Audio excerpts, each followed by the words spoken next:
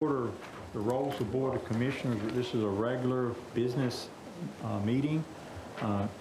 Tuesday, July the 21st, 2026. Looks like we got a good turnout tonight. Just want to thank everybody in attendance for coming out. Appreciate that.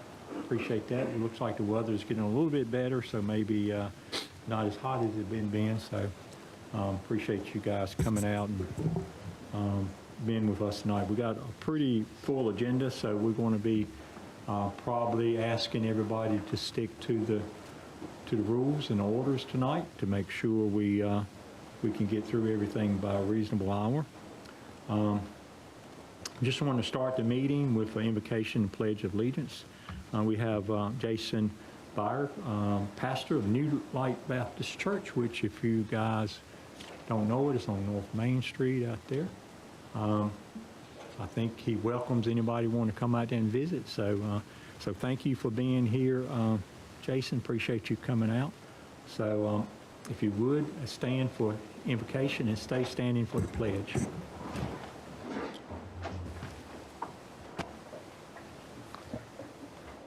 Our gracious and loving Heavenly Father, we do thank you again for another day. Thank you for the privileges that we have to live in America and the freedoms that we enjoy.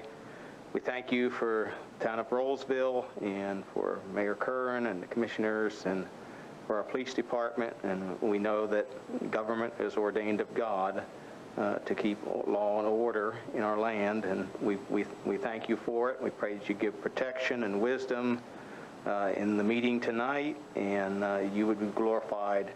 And Father, we just again praise you for all that you do for us. We do pray in Jesus' name. Amen. Amen. To the flag of the United States of America, and to the republic for which it stands, one nation, under God, indivisible, with liberty and justice for all. Mayor, I just want to say, pastors from Yeah. Lighthouse. Yeah. What did I say? New Light. Okay. Lighthouse. Yeah. Lighthouse is up on North Main Street. So yeah, appreciate you pointing that out. Pastor, he mentioned thanking and praying for the police department, and really we got a great police department, got a great fire department, and really to have those things, it takes great people. It's people that makes these organizations like the police and fire great organizations. And our next item on the agenda is a presentation recognizing individual that was born here in Rolesville area,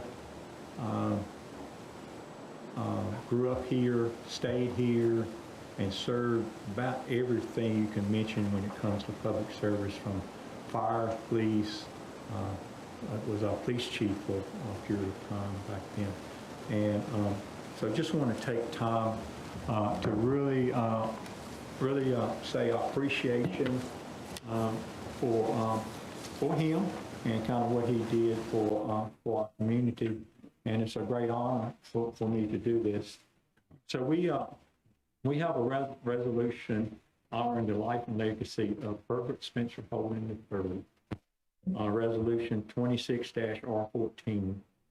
Whereas Herbert Spencer Holding III was a lifetime resident of here in Rolesville community, whose unwavering dedication, integrity, and love for his hometown was reflected through a lifetime of public service, civic leadership, and devotion to his fellow citizens. Whereas Herbert honorably served in law enforcement, demonstrating courage, professionalism, and an unwavering commitment to protecting the lives and property of others, earning the respect of his colleagues and his community through his steadfast dedication to public safety. Whereas following his distinguished career in law enforcement, Herbert continued his commitment to serving the citizens of Rolesville through the civic engagement, generally sharing his knowledge, leadership, and experience to strengthen the community he loved. And whereas Herbert served as member of the Rolesville Rural Fire Department Board and contributed to the town's fire service unification initiative, providing thoughtful leadership and guidance to help ensure continued delivery of high-quality emergency services for the residents of Rolesville. And whereas Herbert was known as a devoted husband, father, grandfather, mentor, and friend, those who humbly and compassionately and willing to serve others enriched the lives of countless individuals and embodied the values that define the town of Rolesville. Whereas the town of Rolesville greatly recognized Herbert Spencer Holden III for his enduring contributions to public safety, civic leadership, and community service, and honors a legacy that will continue to inspire future generations of Rolesville citizens. Now, therefore, Mayor Ronnie I. Kern and the Board of Commissioners of the town of Rolesville do hereby honor the life and legacy of Herbert Spencer Holden III, expressing their deepest gratitude for his distinguished service and the town and its residents, and extend our heartfelt condolences to his family and loved ones. To be it further resolved that the resolution be entered into official records of the town of Rolesville as lifetime contribute to the life, service, and legacy of Herbert Spencer Holden III. And we adopt this today on the 21st day of July, 2026, signed by me and Christina. So, like I said, this is an honor that I'm really grateful that we can recognize Herbert. I knew Herbert ever since I've been living here for, gosh, maybe close to 40 years. And he's always, his whole life served at something for the town continuously without failing for a long, long time. And it's just an honor for me in recognizing this. I do know some of his family's here. I know Ellen. Ellen, do you mind coming up and just accepting this award from me?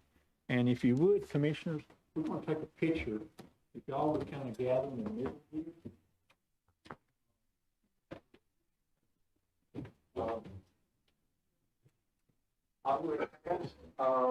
I would ask the fire chief to come up and some of the fire people.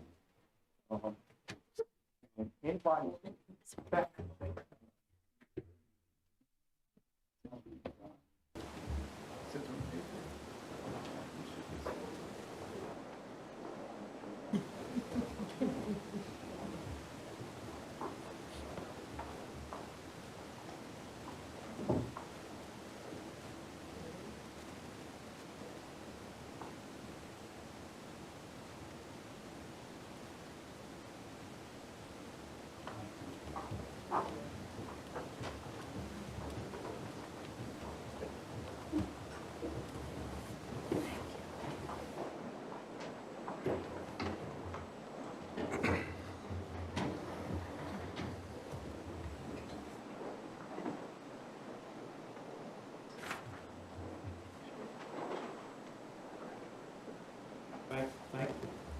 Thank you, Ellen, for coming out. Appreciate that. Thanks a lot. It means a lot to us, you coming out here, so thank you so much for that. Appreciate that. And before you leave, any board members want to have any closing thought? I know some of you guys knew Herbert pretty good. Anybody want to make any comment? And was a very special place in this town. For sure. We all loved him, Ellen. Thank you. He was a great man. He's missed very much. And if I could, I want to say I loved him as well. When I came in as assistant town manager and hopped onto the bandwagon of the unification, that was one of the hardest things. When I was transitioning into town manager, it was one of the hardest things that I was endeavored to do by the board.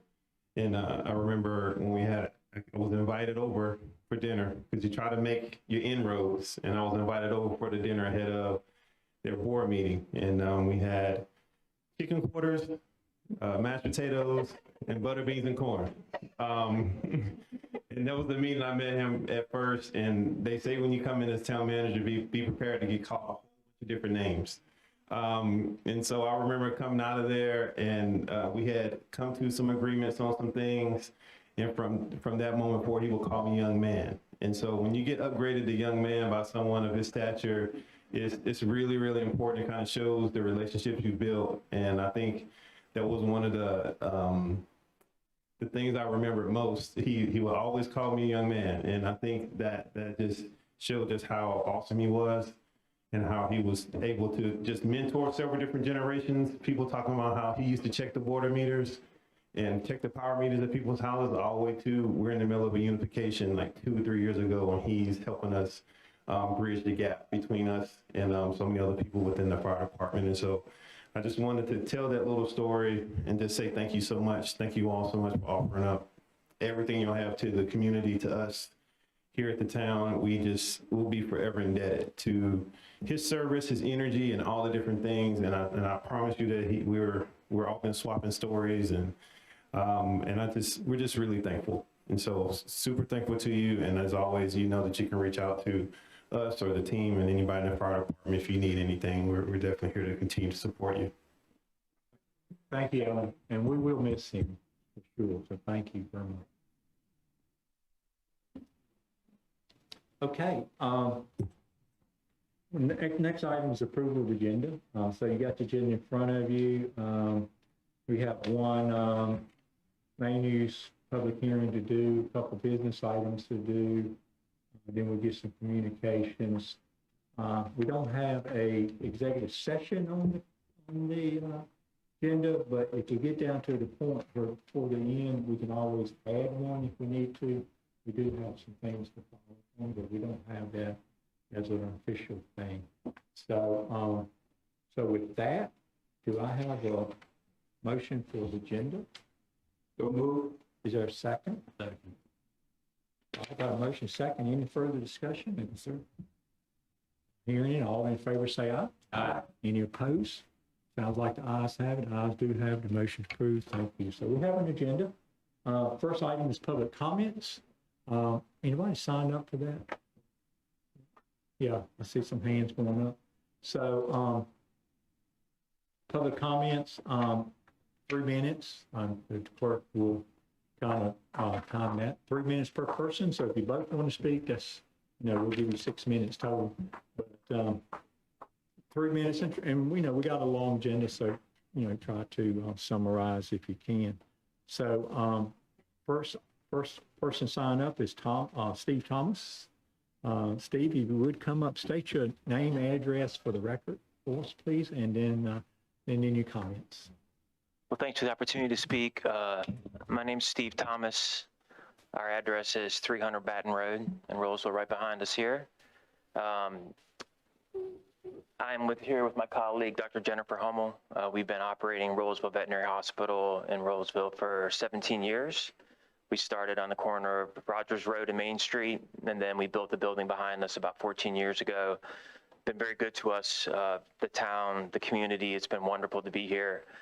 We have enjoyed the growth a lot of the community has enjoyed, and with that can be challenges at times. And so one of those challenges for us is space. And we moved from the former location to the new location, very excited about the access and the light that we had at the time.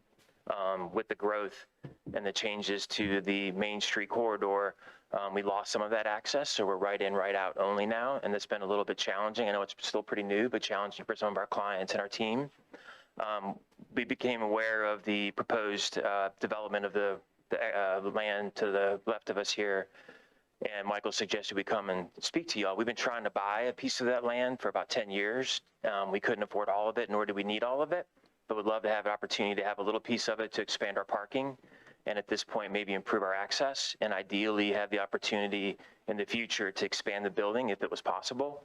So just here to say that we'd love to work with Habitat in the town to try to get to consideration for those items on the development. Okay. Thank you, Steve. Thank you. I appreciate it. Good comments. I think the next one is it Jaden Walker? Come up, Ms. Walker, and you would state your name and address for the record. All right. Okay. All right. Good evening, everyone. My name is Jaden Walker. I've been a resident in Rolesville for almost 10 years now. My address is 521 Big Willow Way. I live right where Granite Crest and Granite Falls is. in those neighborhoods. And thank you for having me here for public comment. So this has only been the second time I have attended a Board of Commissioners meeting.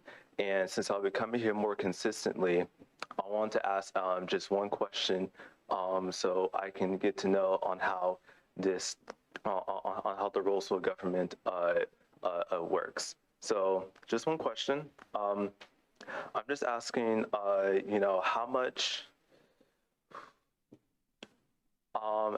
does it cost to maintain Rolesville's local government and the entire town as a whole? And I guess I shouldn't say what are the sources of that income, or and what are the sources of those funds? I'm just curious. Thank you. Thank you. Appreciate that. And we'll answer your questions at the end. This is really your comment section. So, Oh, comment section. Yeah.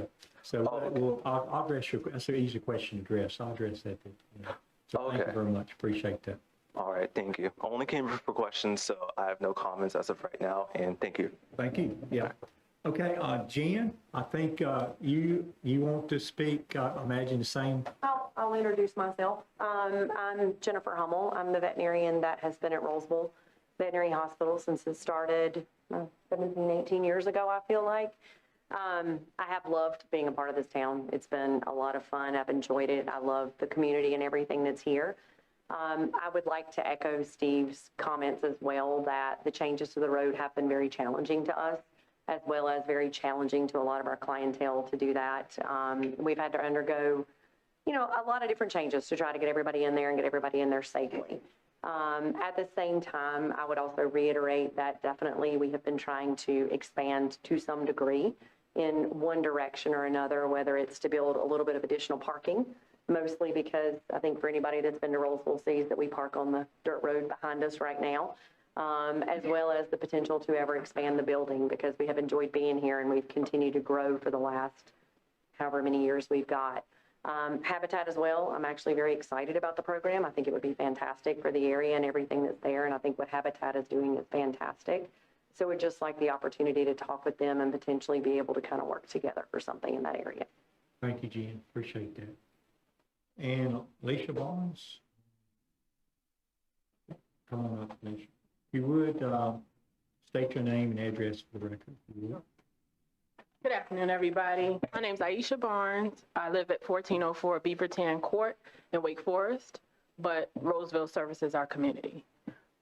I was coming here tonight because I have an idea for an adult park. I take my children to the park all the time. I want to swing on the swings, I want to slide on the slide, but I can't. So I called, I guess, I forget what department I called, but I spoke with someone and they told me that a new park would be built on 401 right here in North Main. So I just wanted to pitch my idea to have some adult, you know, space that we can have fun. Because I like to work, but I like to have fun too. Okay. Well, Okay? thank you very much. No problem. Thank you. Appreciate that. That's a good, I guess we never get too old to have a playground. So that's a good suggestion there. So, so thank everybody that comments tonight. Like I said, you know, we give you 3 minutes to make whatever comments to the board. But we do address some things that is easy to address and doesn't require a lot of research. I usually address those staff, and a couple of them are pretty easy.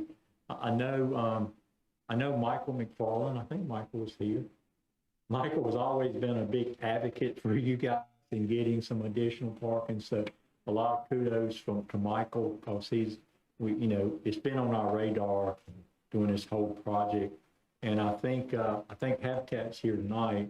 So I'm not sure where they are. If they here already in the back there. Yeah, I see you now. So, you know, they're listening. We've kind of talked about that. And I think this is an area that they're not planning. Last thing I saw, they weren't planning to do anything in there.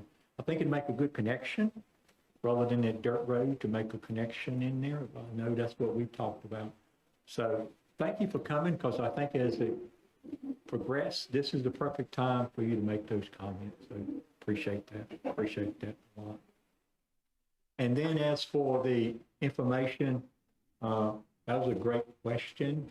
If you go to our website, and it's pretty easy to find, we just published a 26-27 budget on the website that has detailed information on all the revenues we receive and where we get them from. A big part of our revenues come from ad valorem taxes, which is the taxes for property. But there's other resources that we get revenues from too. But it has a really big detailed pie chart on what revenues come in versus what expenses go out. Our biggest expenses, probably over 50% of our expenses that go out, has to do with public safety, fire and police, more than likely. So you can see that. So take a look at that. Go to the website. That's, I don't know, 80, 90 pages in there that has details. Also, parks coming and things and all the money we spend. So great question. We try to keep everything very transparent. So, if you don't have the information, come and ask for it, and we'll tell you exactly how to get it. And if you need additional information, always reach out to anybody in here. If you need information, reach out to Town Hall, reach out to Eric. He can get you in touch with the financial department, anything like that. Because if you pay your taxes, you need to know where it's going. So appreciate, that was a great question. And as for the adult park, I don't know if I heard that one before, but that's not a bad idea to pass along to June. June is our Parks and Rec leader, and we put money in the budget about every year to improve parks and do things like that. And that's not a bad idea. So thank you, Ms. Barnes, for bringing that forward. I appreciate that. So that kind of wraps up our information from public comments. Appreciate everybody that came out participating in it. Next item we have in business is the consent agenda. As you can see, you got it in front of you. We have a few items to approve in the consent agenda. As always, most of these items you should have seen before and reviewed in your package. But if you have any questions, or if you feel like you want to vote on the item separately rather than as a consent item, this is the chance to pull it, and we will address it immediately after the consent agenda and find resolution. So the items on here is a budget amendment, adoption of minutes from June 16th, a lease agreement from 216-220 South Circle. I think it has to do with the police department, if I recall. Is that, no? So it's close. The suite adjacent to the police department will be moving, it's in the budget. We'll be moving the engineering and planning department, will be co-locating them adjacent to that. Yeah. So the police department is not expanding next door. That's right. Gotcha. Also, there's a couple of calls for legislative hearings in there. One is 8525 Avery Road and the Wake Med Lot 2. And then the last thing has to do with just a official approval of amendment to scheduled fees. So what's the wishes of the board on the consent agenda? First of all, anything anybody want to pull out? I like personally to get just clarity on the lease agreement. I just want to ask a few questions if I may. Do you want to pull out and vote on the separate, or you may ask a question right now?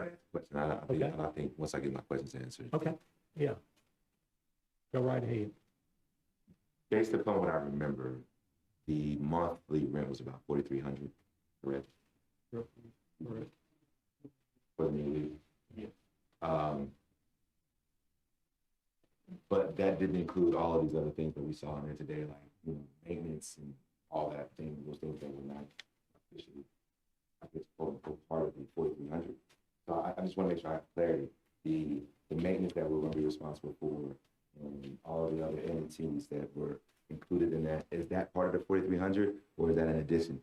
Because the way it read is an addition to me. It's in it. I need to look at that. Give me one moment. Yeah, I think some things, landlord, Yeah, we have a TICAM. So we have a tie cam included inside of that amount. Now, what it doesn't take into account is the amount that we have for the upfit of the space that was in last fiscal year that we rolled to this one. And so we'll be taking care of all the upfit and renovations through a previously allotted amount for construction of it. And they're giving us a credit on that. And they're crediting back, let's say $22,000 of the upfit. The upfit of that will be a little bit more because we are taking into account all the furniture that's going into the space in addition to that. But I don't have that pulled up specifically, but if my memory is correct, that is, it includes the tie cam for that.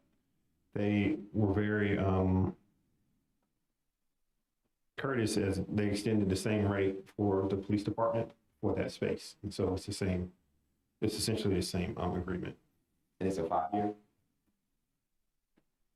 Is it a 5-year agreement?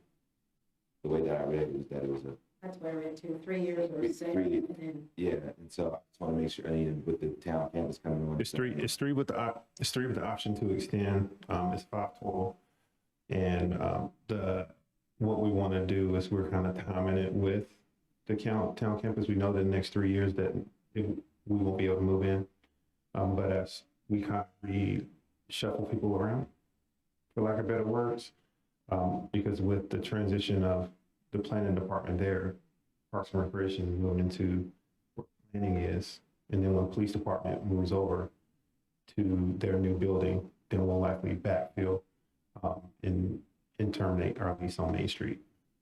And so we're making space for staff in that way. Okay. Thank you. Appreciate it. I think keep in mind that police and fire is real soon to you. That's correct. But the town hall, like he said, could be later. Now, one thing we will do is give up the lease on the police department once, and I think that, we won't need that anymore once they move, so that saves money right there. But, Commissioner, are you satisfied with what you know now, or would you still want to pull that? I didn't want to pull Mr. Mayor. I just wanted to get some questions that I had floating in my big old head, so I got that answer. Okay, so, what's the mood of the board? So moved, is there a second? Second. Got a motion second, any further discussion? Not hearing any, all in favor say aye. Aye. Any opposing? Sounds like the ayes have it, ayes do have it, motion approved, thank you. All items on the consent agenda was approved. Board liaison reports, we'll start down here with Commissioner Michael Hall. Senior citizens, anything to report you have? A little bit. Thank you, Mr. Mayor. Good evening, everyone. So the residents of the Grande are still having issues. Repairs are needed, but not being taken care of. Property manager is an unfilled position right now, has been for months.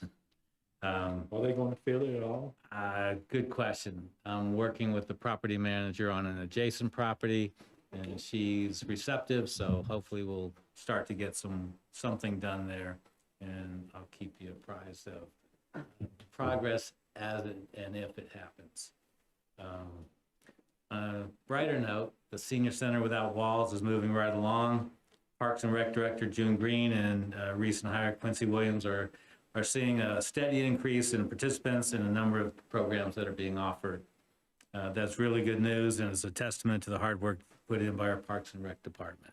So I encourage everyone who's a senior that wants to go try it out. August 19th is Golden Years Expo to be held at Rolesville Baptist Church. Hours are from 10 a.m. to 1 p.m. Local vendors will be there to discuss how they can help to improve the lives of our mature residents. This event has grown significantly year over year, so please come out and see what you've been missing. What time is that, please? 10 a.m. to 1 p.m. And finally, the Senior Network is hosting its 3rd annual charity golf tournament Thursday, September 10th at 9:30 a.m. Spots are filling up fast, so sign up today for a fun-filled day of golf and laughter. Visit theseniornetwork.org for more information to sign up as a sponsor and/or vendor, and/or player. That's all I got. Thank you. Thank you, good report. Just, I guess for the general public, when Michael Paul, Commissioner Paul was talking about the Grande, or the Grand, some people call it the Grand, some people call it Grande. That is a private facility, which we have no control over, none at all, nothing. I mean, it's a private thing that we can't do anything, make them do anything. But the people that live there are elderly people, and they are our citizens. So we try to help them all we can when they run into issues. I guess it's still managed and owned by someone in Charlotte or somewhere outside the town. So Fitch Irick owned it, they sold it, but the new owners, it's a hedge fund. They hired Fitch Irick to be the property managers. So much ado about nothing. It's still the same problems. And if anything, maybe a little bit worse. So this facility, like I said, is private owned, and being that so, none of the social service people, none of the county people has really, they don't have anybody to advocate for them, really, nobody. And it is a senior living facility, and it's an affordable housing facility. So, and they're not being treated with the respect they deserve. So we try to advocate, and that's all we can do. So wish we could do more. But I kind of want y'all to understand that it's a private facility that we really don't have any say so at all, other than talk to them. What about veterans? Anything to report, Commissioner? Yes, sir. First of all, good evening. Young man, Mr. Walker, it was very impressive to come to the town hall to ask about what we do in local government. Appreciate that question. Keep them coming. Yes, Mr. Mayor, on July 4th this year, we celebrated 250 years of being America, our nation, signing of the Declaration of Independence. This historic milestone is an opportunity for us to pause and reflect on our nation's past, honor the contribution of all Americans, and look ahead towards the future we want to create for our next generation and beyond. The town of Rolesville proudly hosted its 4th of July celebration on that day at Redford Park Place. The event brought the community together for an evening of food, fun, and fellowship featuring local food trucks, yard games, and live music. The celebration concluded with what I believe is still the best fireworks show in Wake County at 9:15 p.m. The Joel Fund celebrated ribbon cutting on July 11th, celebrating the opening of their new facility here in Rolesville, located at 115 West Young Street. The Joel Center represents a tremendous investment in our veteran community and a testament to the vision and dedication of Brooke Dacart and the entire Joel Fund team. Their mission of reconnecting veterans to life at home through community, education, and support continues to make a lasting impact across North Carolina. Congratulations to the Joel Fund on this exciting milestone for being our vet center on the northeastern side of Wake County. The Joel Fund is also held its Veterans Connection Luncheon, which is their first collaboration with the VFW Post 9133 located in Jacksonville, North Carolina. They will be hosting their monthly luncheon on, actually, they held it on July 17th. The Navy National Defense Cadet Corps. On July 12th, Mayor Kern and myself had the pleasure of attending the Rolesville High School graduation and witnessing what was the first ever Rolesville High School Navy National Defense Cadet Corps as they proudly posted the colors. This marked their first of what I know is going to be many for us to witness. Congratulations to those cadets and the entire class of 2026. We are proud of you and we look forward to seeing all that you accomplish in the years ahead. And then our Veterans Memorial Committee, we are having a virtual meeting on July 30 to discuss designs with Keith Carrollin from ADW, as well as coming up with an appropriate name, because it's going to be almost like a trifecta for a memorial featuring a piece of the Twin Towers for our first responders, as well as a Veterans Memorial, and as well as a justice for the George Taylor with the conjunction of the library. So it's going to be a trifecta and the first ever of its kind So I love how Rolesville always continue to be first in safety and first in community. And Mr. Mayor and board, that will conclude my brief. Thank you, Commissioner. Great report. Appreciate that a lot. Commissioner Sneed, Parks and Rec, adult playground. Adult playground. I will shoot that off for June as well. Just a couple of things on our agenda this time, and the first one is July 4th, great event. We did have lower attendance this year, and we do believe that that was probably because of the heat advisory that was out, because it was dangerously hot. We do believe that was the reason behind that, but nonetheless, still a great event and amazing fireworks as always. And then the second thing is that July is Parks and Rec month. So this month is when our Parks and Rec director gave me a little, he typed up for what I need to read. Before we begin, some of you may notice bags in front of you. We each got a little bag in front of us here. In recognition of National Parks and Recreation Month, our Parks and Recreation Department is once again hosting our annual Trail Art Exhibition. Throughout the month of July, we display 2 pieces of artwork each day along the greenways at Main Street Park and Millbridge Nature Park, giving residents and visitors a unique opportunity to experience art while enjoying our parks and trails.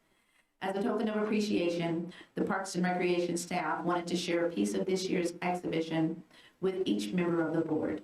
This year's featured artist is Megan Saba, whose collection Seabirds creatively transforms seashells into beautiful bird sculptures. We hope you'll enjoy this special piece, and thank you for your continued support of Parks and Recreation and the community and the arts in our community. So, that was it. They're actually pretty neat little pieces.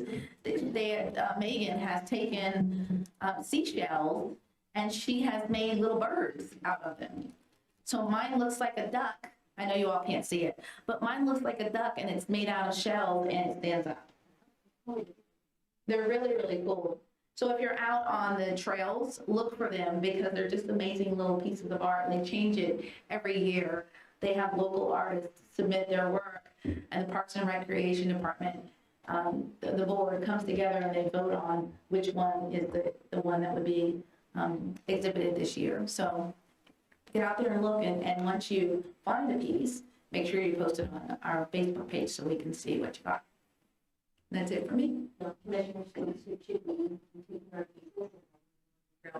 or is this for our That's for your private collection. private collection? Okay, I just wanted to double check that I knew. Thank you. Thank you, appreciate it, Commissioner. Okay, Commissioner Wall, I know you have the planning board. I do want to add to the adult, can you hear me now? I do want to add to the adult playground piece, so we can add hammocks in there. That'd be great. I don't have 2 quick announcements for the planning board because some of the things will be coming before us today. But the major thing that they went over last time will be the Wake Med Emergency Department, the requesting of the rezoning from residential low to commercial high. Is a part of what is going to be talked about today.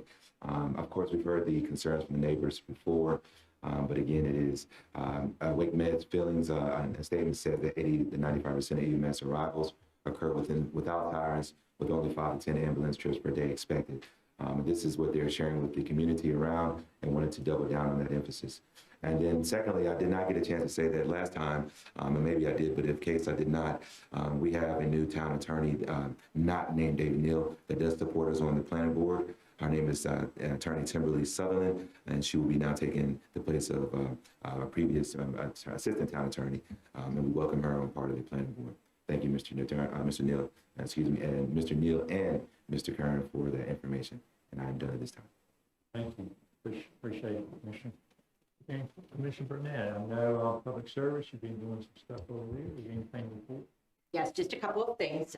We did have our quarterly safety meeting on June 24th, and that was with PD, Fire, Public Works, and EMS. And at that time, you know, there was a lot of talk. There was a ton of planning that came from our public safety groups for the 4th of July, because let's face it, Rolesville has a fabulous display every year, but it also comes with a lot of logistics and public safety concerns, including the shutting off of roads in direction of increased traffic, and plus it was hotter than Hades, and there was a huge concern for just the health of people that were going to be attending. But kudos to you guys, because there were no major incidents. You did fantastic. It was a wonderful event. And with all of that being said, if anybody out there is looking to join PD or fire, we still have openings for both. 7 vacancies in PD, and then there are 4 different positions in fire. So these guys, ladies and gentlemen, did a fantastic job while we're still boosting their ranks. So I just wanted to give you guys a kudos. And then there was a successful completion of Camp Kids too in July. So those were just really the couple of, the safety meeting was really spent with a lot of just talking logistics for the 4th. I don't think people realize how much is involved with that behind the scenes, not just with Parks and Rec, but also with our safety folks. So just once again, thank you for keeping us happy, healthy, and safe, guys. Appreciate you. Yeah, thank you. Appreciate it. Thanks, Commissioners. Great reports. Appreciate y'all providing those. Staff reports, we're on our summer schedule, which means we only meet once a month unless there's a need. So we only take staff reports by information only in written form. So there was an update for financial in our agenda package. So we say, Jaden, you can go and find our agenda package online, I think, and you can see what was in that report for this month that we would have been updating on financial. I don't know if some of those numbers you're talking about would be in there or not. Could be, but be something interested if you're interested in looking at that. But do appreciate the updates from departments on the reports this month. Now we'll go to public hearings. We've got 2 business public hearings to do. One has to do with Habitat for Humanity. And I think Patricia's here for that. Is the introduction, anybody want to do introduction, Mike? And this is a public hearing, right? That's what it kind of is under. Business. But this is information only, it's not. Information only. Okay.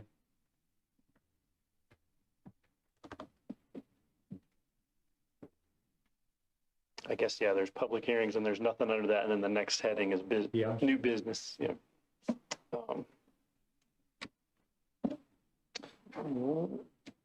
Good setup here. Well, thank you, everyone. Just a brief introduction before Patricia comes up. In late last year, the town selected Habitat for Humanity of the Greater Raleigh area as a partner to build an affordable housing development on the 6.5 acres that are right behind us, behind Town Hall here, town-owned property. Over the past several months, Habitat has been engaged in the due diligence process, coming out here to look at the soil, assess the site for suitability for development.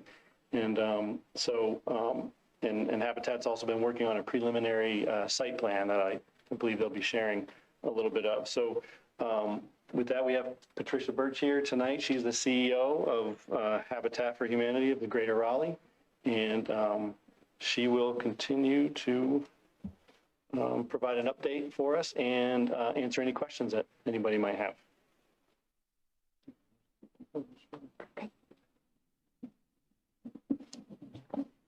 Good evening. Thank you for having us out to talk about an update on Burlington Mills. A couple of, I don't know if I can make it work. I'm gonna flip it. I'll do it for you. So the first update is that we've changed our name. When we came and talked to you before, we were Habitat for Humanity Wake County. We are now Habitat for Humanity Greater Raleigh. It better reflects our service area because we've expanded into Franklin County as well. So the property on Burlington Mills, we are still in the due diligence period. We have started and done a lot of the environmental review, which included soil testing and for rock, or phase 1, and some preliminary surveying and design concept. So originally we proposed 20 units. On this new plan, you will see that we have now worked with engineers. There was a quick turnaround on that first RFP. And so now that we have been able to engage engineers better, we have found out that we could put 29 units on the property, and I'll show you that plan in just one second. Based on the activities and the soil borings that we have done and the site plan, we don't think that there will be a significant negative impact with rock on that site, because I know that was a concern that we talked about before.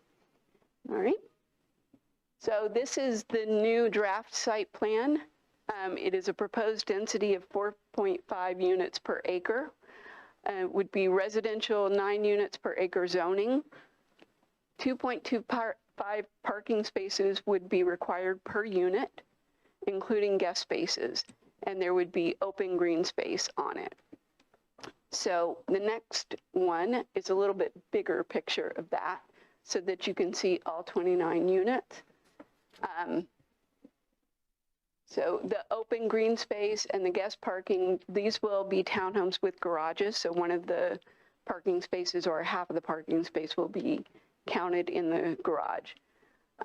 To address the vet clinic's concerns or question, we have been talking with the planning department, Stephen Winsman at the planning department, about whether or not it would be a possibility to change some of the buffering requirements to allow for their parking, but not change the number of units that we have done.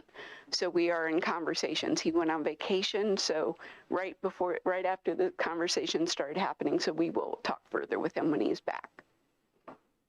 So next steps, we are finalizing a pro forma to confirm feasibility on the project, and then we will start in pre-construction meetings with the Rolesville staff. And then after that, we would need to do rezoning, which is better led by the town than us. That's what we did in Wendell when we worked with them on property. But it would need to be rezoned because it is currently commercial.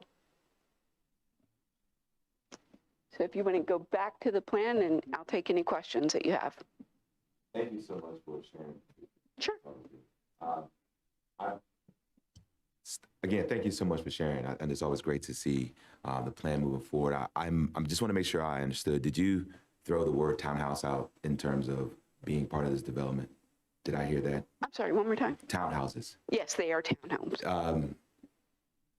I'm sorry.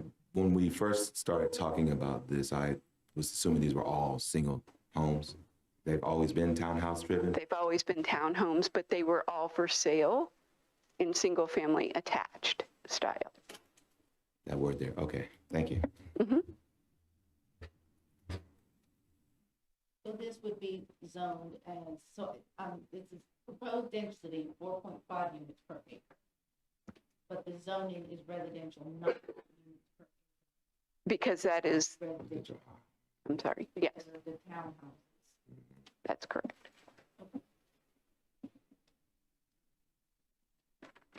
And so what does the timeline look like? I know that you said that there's more to do.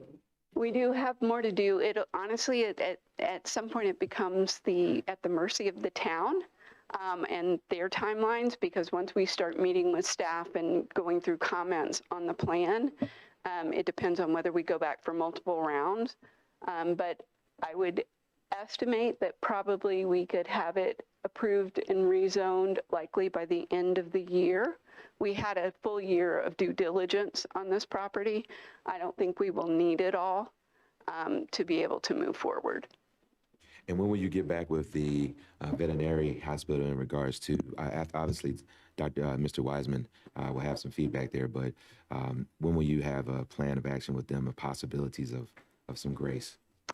After we speak with him, I think that we should be able to present to you a proposal on what we would need to make that work. And will the town be asked to provide any additional financial assistance beyond making this property available? Not at this time. Just the donation of the land.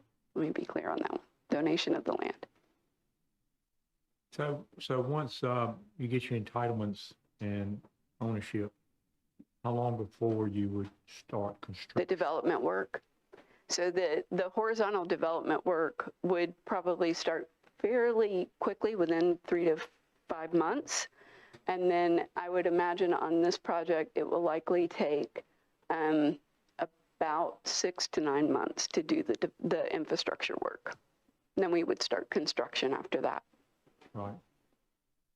So you're looking end of next year. Other questions from the board? End of next year to start construction. I'm sorry? End of next year to start construction. Correct. To vertical construction. Mhm. Over 12 months from now. Mhm. Yeah. Any other questions from the board? So Michael, you know, we've been in discussion with Steve and them for a long time. You have. And yeah, actually, they wanted to buy some property and we wouldn't split it up, you know, at that time. So there, it looks like there is that little piece, that little triangle, at least that little triangle. I don't see how that's being useful to these folks. Is there discussion around us selling, cutting off and selling some of that? Not, the initial discussions right now, not necessarily selling a piece or breaking off a piece, but right there where that kind of triangle starts to happen is a required 25-foot buffer, which the planning director has said some flexibility can be made around that, where that could be paved area instead. Yeah, I would think if that did not become part of the project, then they don't have to, I mean, looks like they would extend it all the way to the road, like, you know. Right. You know, it wouldn't be a buffer to the road. So. Right. There are definitely some possibilities there where there's no houses being planned and it was going to be a paved road anyway. But you know what I'm talking about, right? I think It's so. almost like squaring up their property. Right. Yep. That's what yes. That's where just initially. Like extending that line across and squaring it up. Mhm. They will almost have a square we could sell them. Yes. Or it becomes some sort of, it's a pay, rather than having to do landscaping there for a buffer. Just in initial conversations with Stephen, the planning director, it seemed like some flexibility would be allowed where. Yeah, the only issue would be, you know, if the open space quota is met. You know. Right. Yep. We have not had a chance to look into that completely, Right. just so you know. What we're talking about? I do. For the board's consideration, I believe the status right now as a legal matter is that this is in the MOU stage, that we just have the MOU. So we're probably at the level where this needs to be turned into a definitive agreement between Habitat and the town, and that will drive contractual obligations. To the extent there's a piece of the property that's not needed for the affordable housing portion of this that drives the exception from the town's land disposal requirements.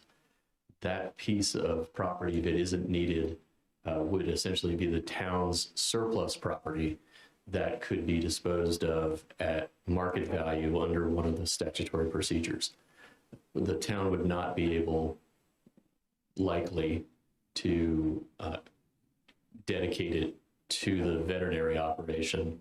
But obviously they likely would be the party most interested in that little piece of property. Exactly, Carlos. You know, anybody, yeah, what he's saying is we can't just sell it to you. It has to go through a process that anybody could buy it. I don't know why anybody else would want to buy it, but that's the kind of process you have to go to. And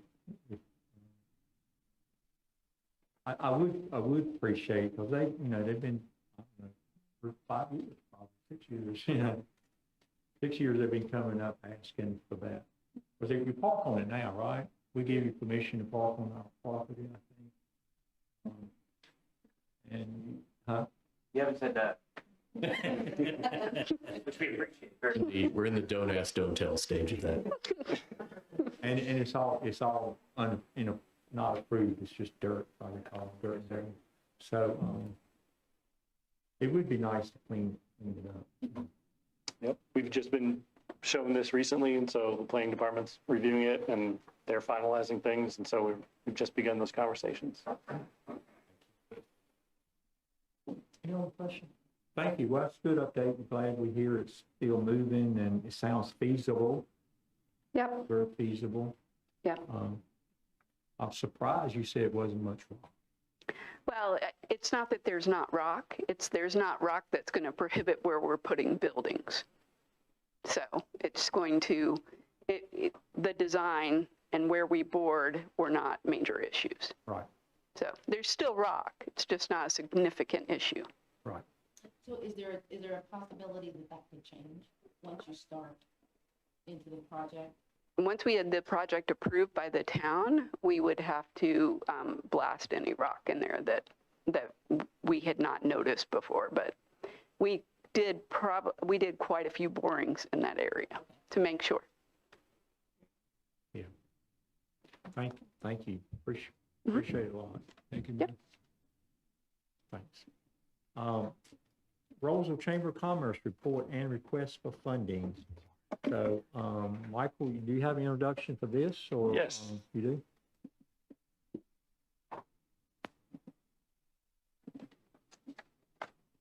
Let's see if this works. It worked. Oh. Good evening, everyone. Good evening. My name is. I'll give you a little introduction, Okay. Malcolm, if you want. So the Chamber of Commerce is here tonight. This is Malcolm Allen. He's the Executive Director of the Chamber of Commerce. They've been a great partner with the town over the past few years, as long as I've been here, just working together on, promoting the business community and supporting small businesses and entrepreneurship. So about this time every year, the town and the chamber kind of get together and talk about, future activities for the upcoming year. We've been doing what's called an MOU, or a memorandum of understanding, that kind of details, how much the town supports the chamber, what does the chamber do in exchange for that support, and things like that. So Malcolm's here tonight to kind of give a report on recent activities, how it's been going, what it looks like today, and what the future has in store. And the guidance, I think, at the end, after Malcolm's finished presenting, is there's a draft MOU in your packets tonight, and I'll defer to the town manager as well, but I think if everybody's in agreement with that and those figures, then we can move forward, and then we would finalize that and bring it back. It's something the mayor signs, and then the chamber board director signs. And we can either, if all is well tonight, I think we can move forward, or we can plan on bringing the final version back on consent agenda in August. Just depending on the questions you have and if there's any changes that you'd like to make to the MOU. So with that, I'll hand it over to Malcolm. Okay. Well, welcome, Malcolm. Hello, everyone. Good to see you. Good to see you. Thank you, Michael. I also have with me a few of our board members, board of directors are here. We're here to formally request partnership by way of funding for the Rolesville Chamber of Commerce. I wanted to give a brief synopsis of our path forward. And in order to talk about the path forward, I have to talk about where we've been, where we were. Originally we had when we first started, and that's myself and my company, X-Pros, along with my wife, San, we did not have a valid 501c6. We were able to go in, get with the IRS, work through a few different interviews, and figure out where the funding needed to go, and we were able to pay up and get us situated. At that point, we were operating in the red, and we did not have a full working relationship with you all, the town. There wasn't a lot of community presence other than one or two events that really didn't hit the market the way that it probably could have. There wasn't a lot of direction because there was a lot of overturn with regard to staffing. I think maybe a person would be in for maybe a year and a half, which is not really enough time to really turn the boat, if that makes sense. At our first barbecue bans back in 2024, when we first took it, it had 20 vendors. From that, we move forward into where we are now. Where we are now is a valid 501c6. We're operating in the black financially. We've had a $40,000 revenue increase based on the events and fundraisers that we've created. We now have a great working relationship with the town and community partners, strong community presence by way of some of our events, as well as some of our actual participation in other organizations' events, Mingle on Main, ribbon cuttings, monthly networking, stronger marketing, and we added a couple of other community events. We have a clear vision, which I can give you guys that in a separate aside, that lays out a 5-year plan for the chamber. In our last barbecue and bands that happened back in April, we had over 150 vendors with 6,700 folks in attendance. We also had some improvements to our Christmas parade, as you guys may have been a part of back in December. Now, where are we going? Enhanced programs, we're going to bring back in the welcome wagon, which basically means that whether it's a new business or a new resident, they will receive a welcome wagon packet. Will be one of our ambassadors or in a digital format of us sending them, coupons or ads for things that we have going on in the community. It could be something that's happening through Parks and Rec, or it could be something happening through some of our other businesses. Youth leadership program, the chamber at one point had the youth leadership program and had to be passed off. We are now wanting to bring that back under our umbrella. Launch Rolesville, which we did this year. We have some improved ideas to take that to another level. That's an event or a program that helps entrepreneurs who are getting started to be educated on paths forward for their businesses.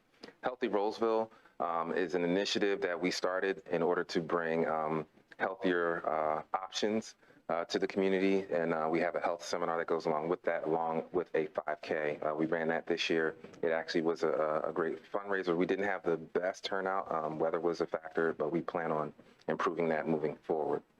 The Ambassador Program was a program in which some of the businesses or business leaders would go out and basically talk about the chamber and talk about business opportunities within the community. We're adding that back to our book so that we can have more of a physical presence out in the community. Lunch and Learns will be presented by larger corporations that will teach smaller businesses how to interact with them and contract with them. So our plan is to have 4 Lunch and Learns throughout the year, and you guys will see some updates with that. Event expansion and enhancements. Rolesville Live Weekend. One of the things that we're trying to do with barbecue and bands, as well as our Mingle on Main in concert with our golf tournament, is bring a higher level of economic impact. Some of you guys were here when I presented on economic impact of an event. And we want to bring that economic impact because economic impact adds tax dollars to the base for the town. If you look at a football game, let's say, for example, NFL, you take one game of the Carolina Panthers and it brings about $350 to $400 million for one game, just in economic impact to the city of Charlotte. It won't be that big because we can't handle that. However, if we were to bring an event to the size of 10 to 15,000, that could easily bring $20 to $25 million directly to the community by restaurants, gas stations, convenience stores, retail, so forth and so on. And eventually, of course, hotels as we add that to our portfolio. Membership growth, we have grown by 33% over the last year. When we did a cleaning of our books, we had roughly about 100 members that were paying and valid. Now we're over 150. And then the goal at the end of it all is for us to be financially independent. So the goal is not for us to come here every single year, essentially with our hand out asking for a financial partnership.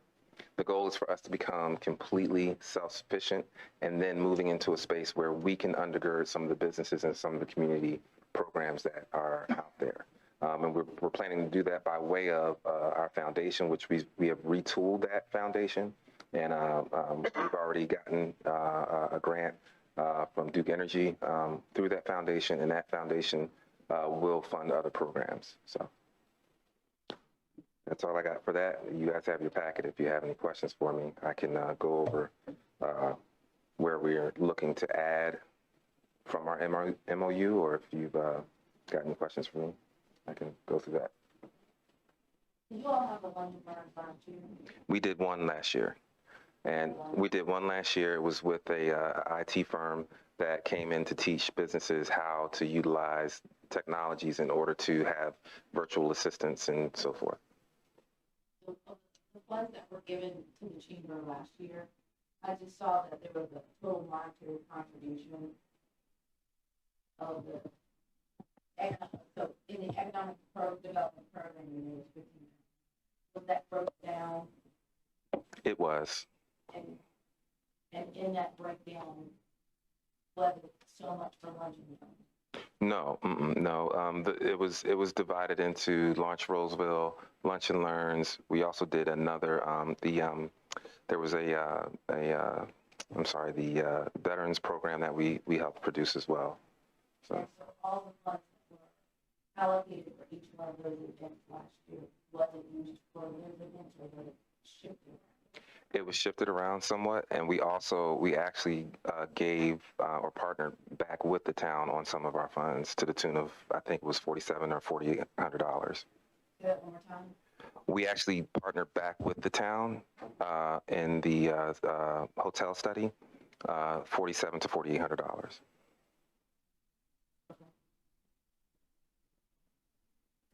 For your youth leadership program, how many students are expected to participate since you're bringing it back, and then what specific outcomes will they receive?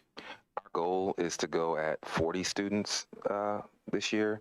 Ultimately, the impact that we want to have on them is full tutelage and entrepreneurship. We will have, as you well know, we do barbecue and bands. We plan on having a section for them as them having pop-up stores and so forth in their own vendor village within barbecue and bands. This year, Tisha did an amazing job with doing a Shark Tank type feature where they had to present their businesses to us, and we, basically judged them on that. We look forward to bringing that back and adding a little flavor to it with making it a televised thing so they really feel like they're on the show. So when we started this back in 2016, 2017, I had a conversation with the principal then because I wanted it to be for Rolesville students. Is it still only for Rolesville students? Right now, that's all we can handle. So, 571. yes, ma'am.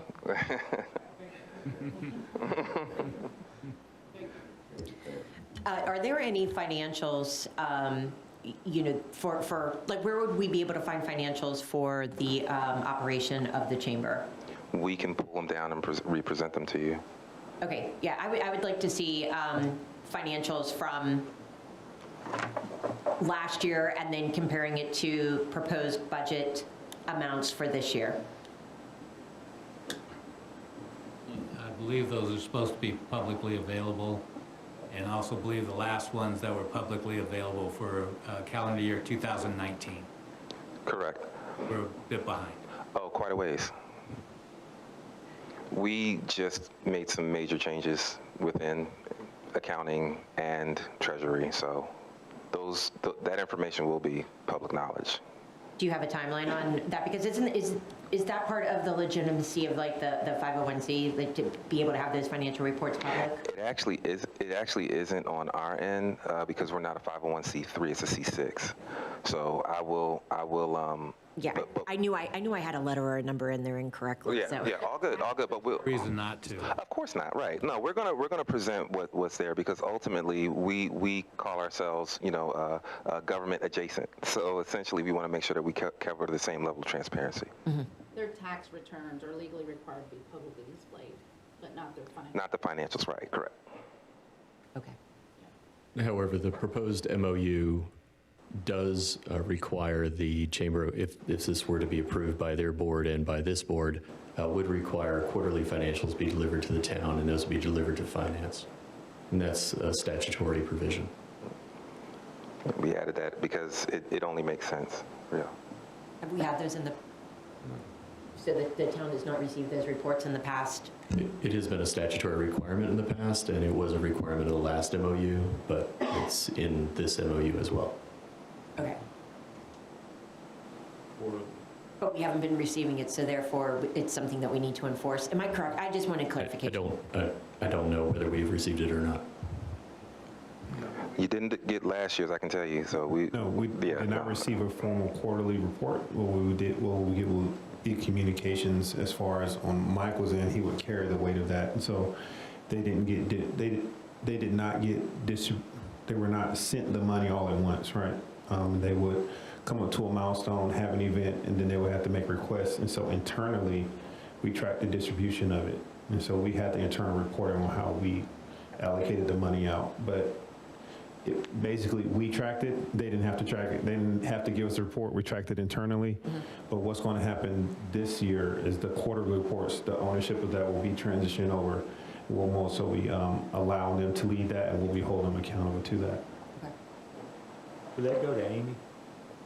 Yes, by way of Michael. And so when we pay out when we pay out against an account or purchase order, all that stuff is tracked within finance already.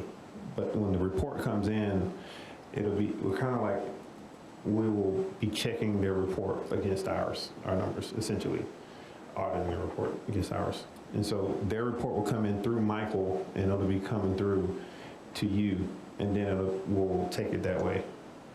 So they'll still be paid out as their events come up. That's correct. Right. Essentially, depending on the weight of the event, we would typically invoice either before or after. We try to get it as close to or after the event actually took place. So it was like we funded it. Now it's almost being handled as somewhat of a reimbursement with proof of expenditure. I see it as part of enhanced programs, great programs to come. This is where we're going. Am I remiss that I don't see anything for the current businesses in Rolesville and promotion of those? Is that just something that you're intertwining in the welcome wagon into the ambassador program and just not called out? Or is that going to be a separate entity as part of the chamber? Correct. So the way that it's set up right now, and we really are doing our own internal study, every business has a difference in terms of how they need to be either marketed or supported. And so ultimately, we can't undergird and support a hair salon the same way we would undergird and support a law firm. So in that regard, we have to do our own study and interact directly with our membership to make sure that we're learning from them how we can best serve them. But those lunch and learns that you're going to put on, those are specifically going to be across the board to help all of the chamber members. Correct. Correct. And of course, an IT firm that's already here may not come to but in the same way, if there's something that's dealing with professional services, then maybe the law firms might be interested. And then just for clarification, as I'm looking through the draft here for the town's contribution to the chamber fiscal year 26-27. So for example, I'm looking at barbecue and bands. Last year's expense was 50 grand. This year's request is 10 grand. So essentially, like, you're still looking at spending $50,000. It's just the town money would cover about $10,000 of that. No, we're going to spend more, but the return is going to be greater. So, well, but I'm saying you're going to get funding from other sources. It's just that the town would be the $10,000 portion of it, right? Correct. Yeah, we'll have other sponsors and, other, we're actually going to split this time, just so you guys are all aware. We've sold, wristbands for barbecue plates and so forth, or barbecue tastings, right? This year we're going to split the field and make part of the field ticketed and the other part free to the public, so that you actually have a seat. You're actually paying for a seat. So there's other ways that we're going to raise revenue through the event, and we're going to upgrade the level of talent that we're presenting from the stage. What type of performance metrics do you currently have or will have to determine whether the town's investment will be successful this year? I think the cleanest way is a proper P&L.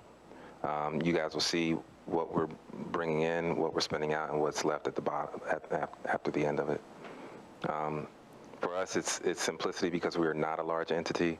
Revenue last year, we basically crested over 100,000. So we will keep those books clean and allow you guys to watch us grow. But again, it will be presented in a way that is clean and clear what we're doing with factual bank statements and so forth. In a perfect world, what does financially independent look like for you? By when? Financially independent for us probably would range somewhere in the realm of $350,000 in revenue. That would allow us to properly pay staff and support programs. If you had to put a time frame on a plan, you said that in 5 years we'll be, there's a couple. Would you say 2 years? I'm not going to hold you to that, but No. I mean 2 years. I mean, ultimately, for all intents and purposes, we are an event organization. We're a fundraising organization. The membership right now, the numbers of members that we have, do not support the chamber.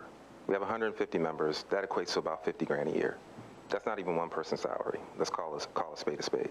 At the end of the day, as we produce these events, create other programs, get funding in, get sponsorships, get grants in that undergird the programming through the foundation, now we're using the grants to undergird ourselves with regard to employment. When we have a staff, that staff can then push out more with regard to marketing and revenue. So you said you're a fundraising organization? We're raising funds in order to support the businesses, but we have to have the events because we do not have the base to support ourselves. Okay. If we had 300 members, if there were 350 to 400 businesses here and we were able to get 300 members, then we might be able to support ourselves financially, but that's not the case right now. Right, and I just wanted to make it clear that the chamber is not a fundraising organization. You're raising the funds to support your mission, but I want everybody to understand that the purpose of the chamber is for the growth of the businesses. Of the business and the community, and the community at large. Of the businesses which has been lost with But this actually, chamber. The businesses have to do their own part also to promote themselves. Well, they do, but the chamber is remiss in its actions to support the broad base of membership. I mean, there's been a huge turnover in the membership because the members lose confidence in the chamber because the chamber is not promoting the businesses, it's promoting itself. And that's where the focus is lost, and I think there's been a fair amount of turnover because of that the direction may be need to be reevaluated. I 100% agree with you. I 100% agree with you. I will say this. There's a thing when you go on an airplane, right? And when you're sitting in your seat, the captain comes on and tells you, if in fact that mask comes down, put your mask on first. Put your mask on first and then give it to your child or whoever's next to you. We had to put our mask on first or else we would have passed. We would not physically be here. So we've gotten through that process. Through you all support, we'll be able to take it to the next step and be able to support ourselves to be able to support the businesses. Yeah, I think. Can I ask just real quick before? But when did you officially start? When did you step into the role? It was officially late August, September of last year. We're coming up on a year. Coming up on a year. It's not been a year yet. Yeah, I think, you make me think, April, your question about supporting the businesses. I think one big way to support the business is to bring in economic expenditure. And, events does that, bringing people in town to spend on those businesses. And I think some of these events do that. Like a Christmas parade, I don't think you make money off of that. No. That's just an event to bring people into town and, promote.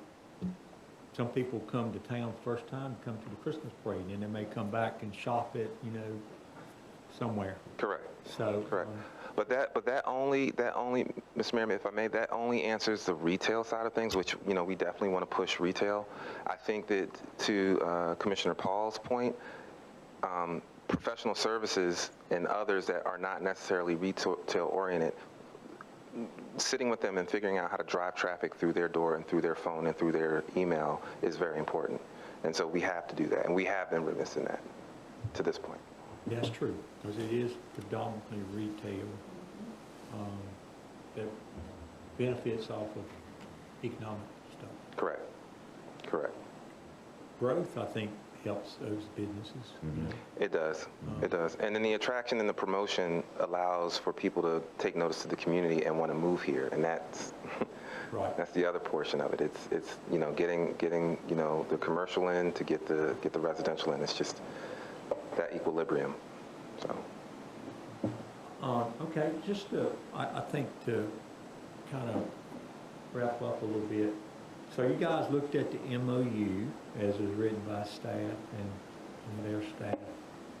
What is in the MOU you want to change or clarify, or is any, and Dave, I think you've looked at it from the standpoint of legality. I have. It patterns last year's. The amounts have changed. The path for this would not be for the mayor to sign it, but for this discussion to go back to the board of directors of the Chamber of Commerce. They would execute it, and then it comes back to this board to take action for your signature, if that is the board's desire. So you're asking them to sign it first? That is our path for all contracts. The town is not making an offer to the Chamber of Commerce. The Chamber of Commerce is making an ask to the town. But still, it's valid for you guys to give feedback on what you don't want in the MOU, what changes you want to do in the MOU. Let's, you know, do that now. You okay with the MOU? There's a couple of things I like personally. I like to really kind of get a gauge of like the number of Rolesville businesses we assist in a year. I would like new chamber members located within town limits to be personified. I would like to have a plan of action included in the MOU about business retention visits completed. And then with the 21.5% increase, which is small but great, I'd like for you to kind of just, before we leave, it just kind of tells where the money's going, right? Okay. What specifically do you want to target in that increase? Okay. Because I don't think that's really been laid out. I've heard where we're going, but I want to know what is it strategically going to, and how are we going to use those funds.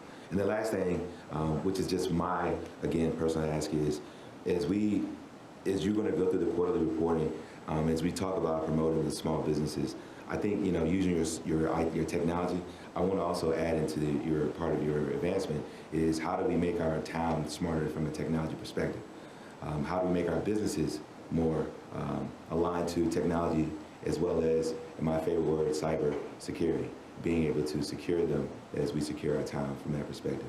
Think technology first in ways that we can help alleviate pains and suffering with our management and on our town businesses. So I think if you think those things ahead with me, from my personal perspective, I would love to hear more of that, but I think the top two things are very important to what we want to put in the MOU. Number of Rolesville businesses assisted, the new chamber members within the town, how we personify them, I think is very important. And I think that would address some of the areas that Commissioner Paul and Commissioner Burnett have called out. Okay. Are you asking to address that when it comes back? Yes, Just having absolutely. Anything in there you don't like from the standpoint? Performance metrics are fine. The key for the MOU is that the town can only be spending money with private organizations when those private organizations are doing things the town is authorized to spend money on itself. So as that list comes together, and some good time went in with the staff to make sure that list was properly prepared, the things that are going on at the Chamber of Commerce for which they are able to use money are items that could be run by our Parks and Rec department or could be run by our Economic Development department, but instead we are outsourcing those tasks so that they can be done in a better way. That's the only path to spend money on this. So spending money to better manage your internal affairs or your membership roles may not be the sort of thing the town would spend money on, but it may be the sort of thing that is just a requirement in order to continue to receive funding. That is, show that your house is in order, but we cannot provide funding to help you, for example, with your accounting. That wouldn't be something appropriate. Yep. You said an 8% increase, is that what you said? No, it's a 21.5%. 21% increase. So, Malcolm, I was looking at it earlier. We funded youth leadership internally, didn't we, Eric? This payment? Yes. So we won't have to fund that, that money's kind of moving to them, right? Yes, that will go back to them. But that impacts that 21% he's talking That will be part about. of the We spend it ourselves, but now we're giving it. Correct. Okay, I don't know how much that figures into it. that's a lot. It's 5%. It's a lot, yeah. Of the 7,200. But there's a great example. The board would make a decision to leverage this resource to free up staff resources. Right. Yep. So, am I right about that? Yes, you're correct. Without that ad, when I did the numbers, it was really like $2,000 additional that we were asking. And it was simply because I saw where we were actually short on a couple of things, and I wanted to make sure that we were covered, on them. That's pretty much it. The adding of the program, the ambassador program, we have to get materials for it. There's like flyers and bags and things that we have to purchase in order to bring that stuff to them, and then ultimately staff that can physically go to the actual establishment. Right. So I guess just to clarify this for everybody that's listening, we're moving that to them. We would have funded anyway out of some program, Michael's program or something. We would have funded leadership if they didn't. That's correct. So we're not really spending extra money on that leadership. That's correct. And for clarity, we brought that program internally last year because the contract for the executive director had not been established, and they run on a timeline that aligns with the school year. And we did not want the program to go under or be impacted by the delay in them executing the contract for the executive director. So we absorbed that internally and executed it and partnered directly with the facilitators of the program. And so now that they have a contract in place in good timing, we're wanting to transition that back to them. We'll still be providing from a town end, the space. They'll still be here in the community center or in the chambers. We'll continue partnering with them for Government Day. We'll be beefing that up a little bit more this year so they can continue to learn about job opportunities with government and how they, from like entrepreneurs, can partner with government. So we'll continue supporting it. We won't be washing our hands of it all because personally, myself and Steven and Michael are super passionate about that. But the more expenditures of that, of the t-shirts, the polos, the food and stuff like that will transition back out to the chamber.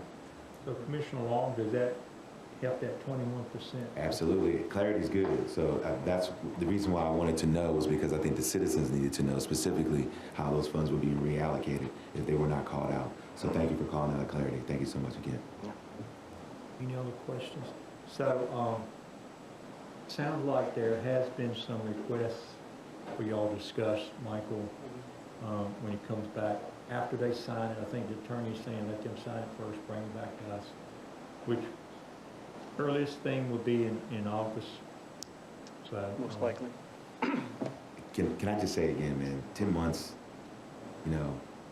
I'm all due respect to your team, your staff, 10 months, and the changes that have been made, the endurance, the resilience, and just being able to have a path forward is to be applauded. So I just want to thank you, because I personally, and I know our board has very high expectations of the chamber, but we also have very high expectations of the leadership. So thank you to your staff, and thank you to you in 10 months for making some things happen. Thank now you. we need to continue to go up, not backwards. Absolutely agree. And thank you for that. When will you have updated financials available, for review? I have to get with our new board chair, Alan. Okay. Because and our co-chair who's here now, we're about to seat a new treasurer. Once that treasurer is in place, we're going to pull everything and put it together. So I would say we're probably 30 to 45 days out from that. Yeah. Thank you. So, because it's a lot of history and there's a lot of papers. Oh, yeah. So we have file cabinets and stuff to dig through. Commissioners need to know that. So yeah. So okay, for sure. But we will bring it to you, and then once it's established, we'll give you predetermined dates as to when we will report. When those quarterly reports will come to you. Okay. Thank you. Yeah. So thank you. Thank you. Appreciate that. All right. Thank you thank you, board, for coming out. It's good to see, leadership over there. So appreciate all you do, and thank you very much for that. Thank you. And I would say, Michael is our liaison, pretty much, if you want to call him one. He's our staff person that works with you guys. Okay. And I think it's very important for the work that y'all do. Okay. And as y'all said before, when y'all working with Michael, because once the year starts, you work with Michael most of the time. Right. Yeah, we As long as y'all can be very successful with that, we appreciate all of yeah, well, no, we consider it, that's why, I call it more of a partnership because that's what it really is. I mean, and we're pretty much joined to the hip. The three of us, me, him, and Sam, talk 3 or 4 times a week on things, so we're pretty adept at that. We did bring a video just to give you guys a synopsis of what we did for barbecue and bands this past year. Wanted to play that for you guys to see. Expect more because we've got some really cool things coming. So thank you all. Thank you.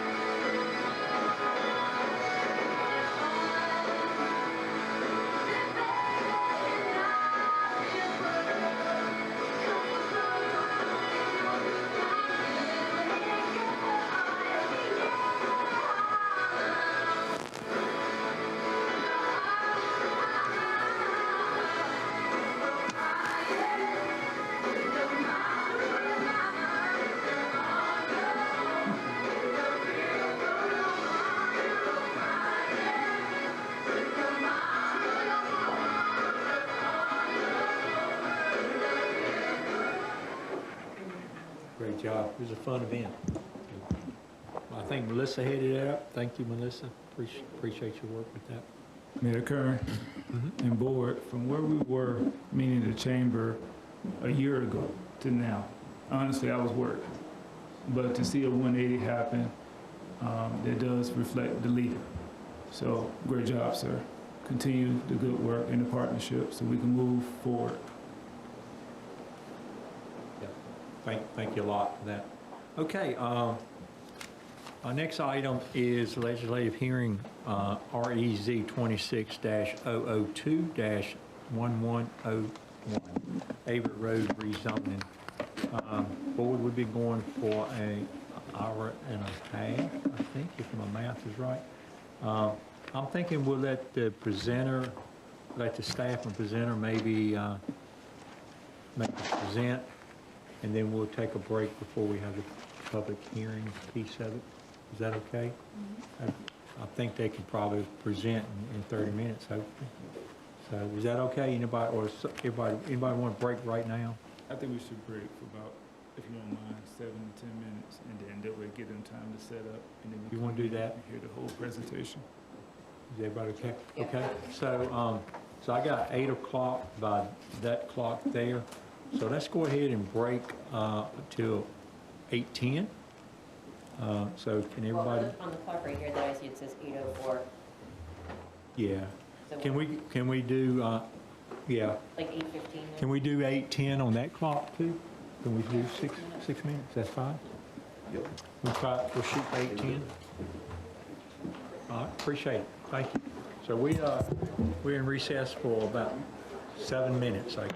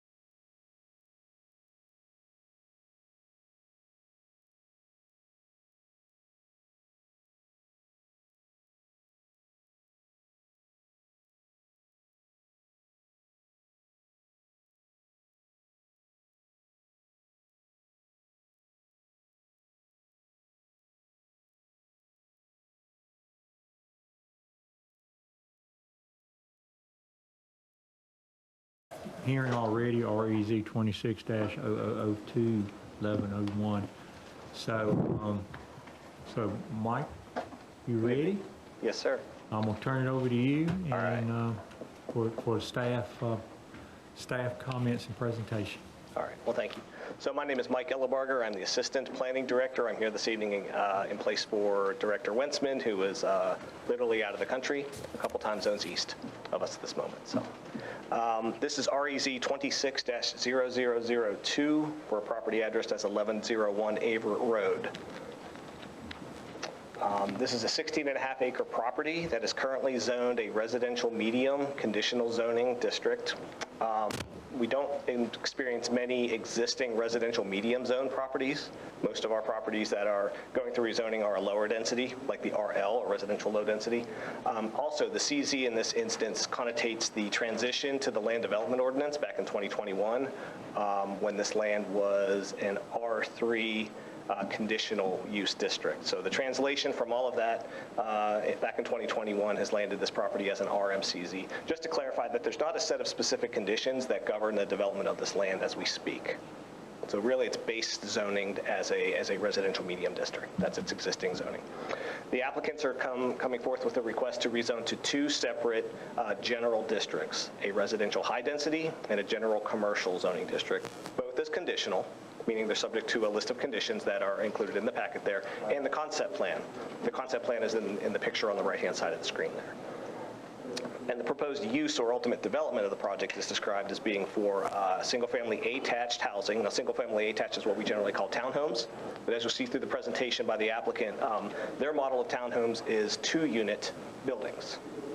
And they're choosing to commit to that level of scheme as opposed to your more traditional 4, 5, 6 attached dwelling units in a building. And then commercial development on the portion of the property that is being proposed as a general commercial zoning district, which is about 1.5 acres of this area. It is in that orange or pink area in the top right corner of the picture on screen. On screen is a synopsis of the proposed conditions of approval. Generally conformance with that concept site plan you saw, a maximum of 76 single-family attached dwelling units with no building containing more than 3 dwelling units. So the commitment is to 3, but what the applicant's illustratives they're going to show you is 2 units in a unit. They can explain the reason for the 3. The portion that will be the GC, they've self-restricted 17 of the otherwise permitted uses that the LDO permits. Example ones here we just put in here was like gas station and vehicle miner service. So those uses would not be permitted voluntarily. The development will include at least 1 pollinator garden to be placed during the subdivision process at a location that the developer chooses. The development will create a connection of a greenway on the site to the existing greenway network that lies to the southwest and to the west of this property. Those are existing greenways in the Perry Farms and the Meadows at Jones Dairy subdivisions. And then the developer shall donate a $25,000 sum to Rolesville for a future affordable housing fund. And that is an outcome of the town's housing policy plan that was adopted last year. The comprehensive plan that was adopted late in 2025 calls this area out as a mixed residential community. On the image on the map, all of that orange there is that mixed residential community land use. So basically everything from Jones Dairy Road all the way up to Waite Avenue on the west or left side of Averitt Road is this category. Right in the center there, if you can see the word subject property, that is the subject property. So it's pretty much dead center between Jones Dairy Road and Waite Avenue, and one of the last few tracts of land that is undeveloped or unsubdivided or unspoken for development. This mixed residential community generally describes being appropriate for single-family, small townhomes, and some limited commercial at key either intersections or areas. The town's community transportation plan, the CTP, does foresee Averitt Road as being a 4-lane median divided roadway within a 110-foot right-of-way. Today, of course, it's a 2-lane roadway with some turn lanes as developments have built them over the years. The Greenway and bicycle plans also show a 10-foot side path on that western or left side of Averitt Road. That is that paler green line, basically where you see Averitt Road, that's indicating a greenway there. Or sorry, a side path. A traffic impact analysis was done by one of the two retained consulting firms. This was DRMP, performed this study for this project. And on screen is the trip generation summary. This overall project by the base uses, the 76 attached dwelling units, and they studied 5,000 square feet of general strip type retail for the commercial area. Came to a sum of a weekday daily trip of 772. The threshold barely met the LDO's threshold for triggering a TIA, which is 500 daily trips or 50 in either the AM or the PM peak time. Generally, if the commercial component had not been involved, the residential would not have triggered a traffic study under the LDO, but the combination of the two did, but not by a lot. That's the point I'm trying to make. The full TIA is included in the packet, and I believe the applicant will be speaking to that, and we do have a representative from DRMP here in the audience to speak to any questions about that. In looking at comprehensive plan consistency, this category, which again is called mixed residential community, does foresee single-family homes, small townhomes, and some, again, limited non-residential or commercial uses.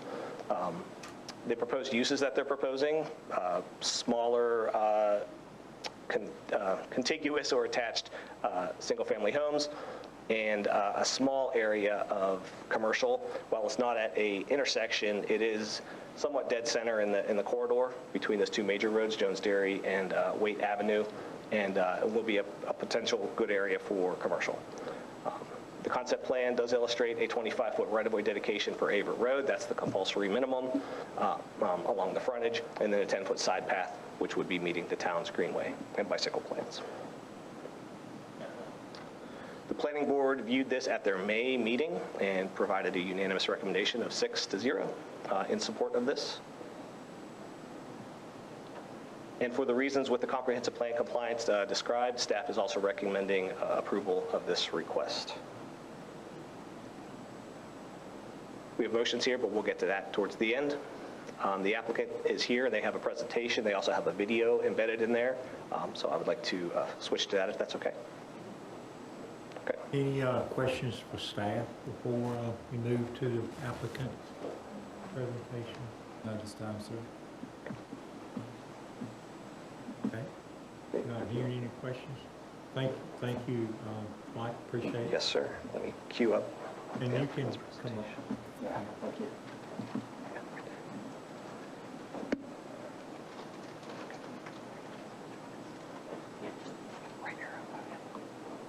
You would introduce yourself with name and address? Sure. Good evening. My name is David Gorman. I live at 3424 Williamsboro Court in Raleigh, North Carolina. I'm excited to be here tonight. Thank you to the mayor and to the board for allowing me to present. So I am the principal at Lock 7 Development. We are based in Raleigh. I've been developing for over 20 years. We've built a best-in-class team for this project. And tonight with us, we have our attorney with Smith Anderson, who can answer questions, as well as our traffic engineer. Also with me, I've brought Emily Bosman from Garmin Homes, who's our home builder partner. And she can tell you a little bit more about Garmin Homes. And once I hand the mic to her very quickly, just wanted to show you a little bit about what we've been up to. We've developed townhomes recently in Cary, homes in DC, townhomes and condos in Chapel Hill, and we just entitled a large subdivision in Knightdale that we're excited to be developing. And now I'm going to pass this to Emily.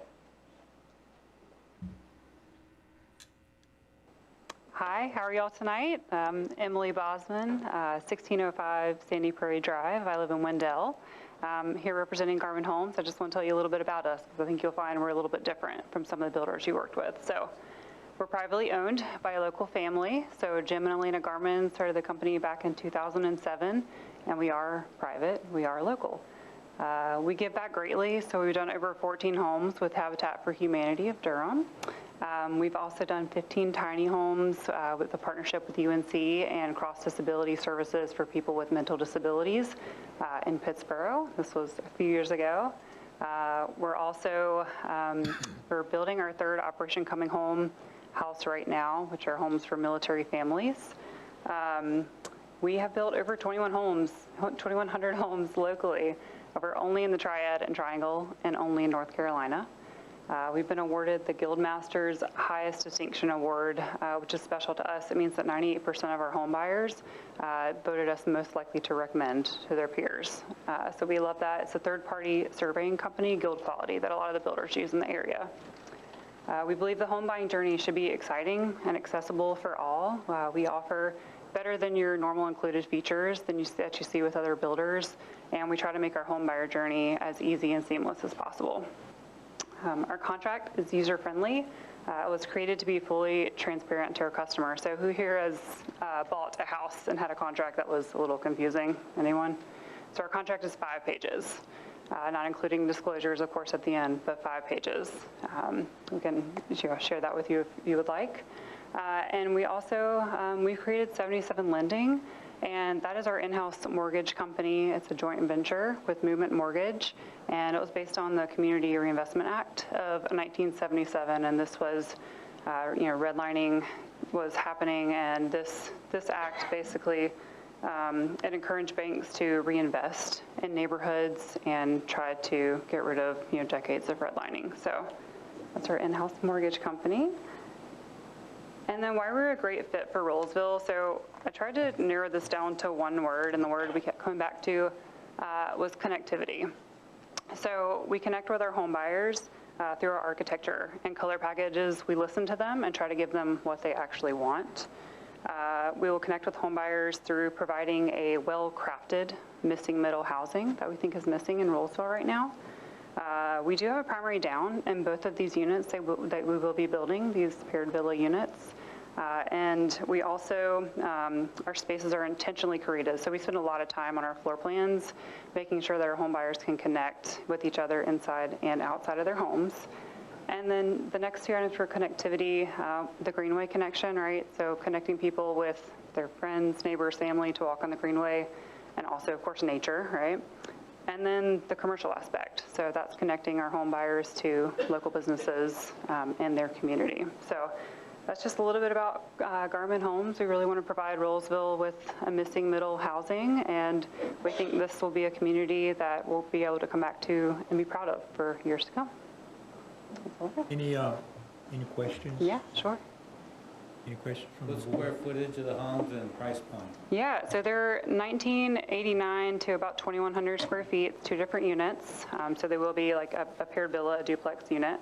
Yeah, as you all know, the market shifts all the time. But right now we're anticipating between mid-4s to mid-5s for sales price, of course. And also, do you have, I see you have the duplex style Yes, sir. Townhomes now. Not sure even duplex even being used. But Yeah. do you have single-family homes? In here, we do build single-family homes, so we won't in here. They'll all be paired villas. And why is that? So we think, we've looked at the comps and everything in the area of Rolesville. There's a lot of single-family front-load housing. There's a lot of 2-story townhomes. So we think there's really this missing middle. That's a middle price point for, typically with a primary down, you can target 55 and up, but you can also attract all kinds of families. We've built these in Chatham Park. It's a good place to look if you'd like to see them built. We've also built them in Grandover, in Greensboro, Grandover Resort. And we attracted all kinds of demographics with these units. I'm just looking at your website. I see the Bluebird. I got chills. Love the names. Thank Red you. Rocks and somehow, some way, Yes, sir. some way, somehow. Excuse me. Are this the floor plans that you're considering? Are these the ones that you're bringing to the town? Or is one of these, or a couple of these being offered to us? Yes, they're not on our website right now because we're not currently building them, but they'll be the Lackenwood and the 5 Peaks will be the 2 floor plans. It'd be the who? The Lackenwood and the 5 Peaks. So they're not on there currently, but we can provide them if you'd like to see them. While the board is considering this zoning case, keep in mind that the description of the housing, the 2-unit structures, the first floor down, none of those are part of the commitments. So that is the applicant's current plan, but that would not be something that's enforceable in the future. And this is a condition. unless that were a condition. Voluntary. I don't know whether it's important, but Yeah. just discuss that. So, Just curious, I wanted to get a view of what kind of offering they were. Any other questions? Are these, well, you describe it as a villa? A paired villa, yes, that's what we call them. What's in that in a townhouse? Yeah, so these would be duplexes, so just 2 units placed together, so no more than 2. Sorry? 2-story, correct, yep. So you sell them together? Individually, so they're individual lots. A townhouse? Yes, sir. Mm-hmm. Yeah, because duplex, I think by definition, is one property. Correct. So the layperson driving down the street would call this a duplex. However, as a legal structure, it's a townhome because it's on 2 different lots. Villa. Or a villa, I'm sorry. Certainly a villa. Yeah. And then the last question, are they for sale or for rent? For sale. They're all for sale? Yes, sir. So you have no way to control if people buy them and rent them out? We can. That would be discussed later through the HOA documents, but there are some things we Do you could. usually do that? Do you usually control the? We would together. I can speak to that. Yeah, great. Okay. Any other questions for, because I think that's a good question for me anyway. Yeah, if you would answer that question. Sure. Yeah, thank you. So typically, if more than half of the homes are not owned by owner occupants, it can create issues with financing for the entire community. So generally, the way we treat rentals in our projects is there's no more than a certain percentage can be rented. Also, we limit the amount of time, the shortest leases that often are available in the community. To try to prevent sort of like shorter term turnover.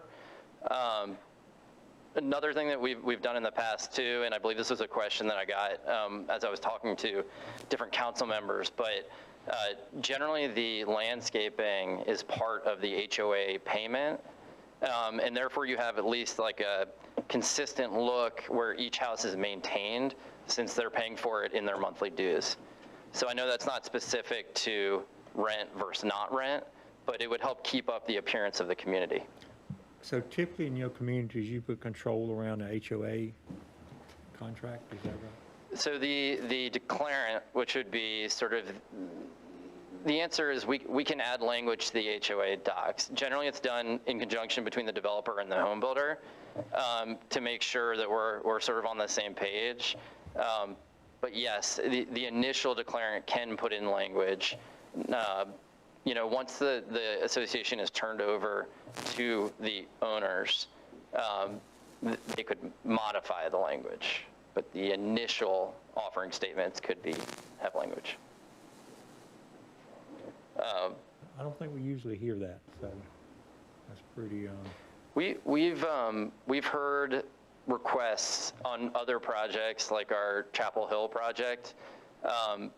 They asked us to include language not to lease the units less than 30 days was a commitment that we made. So it has definitely come up in other rezonings.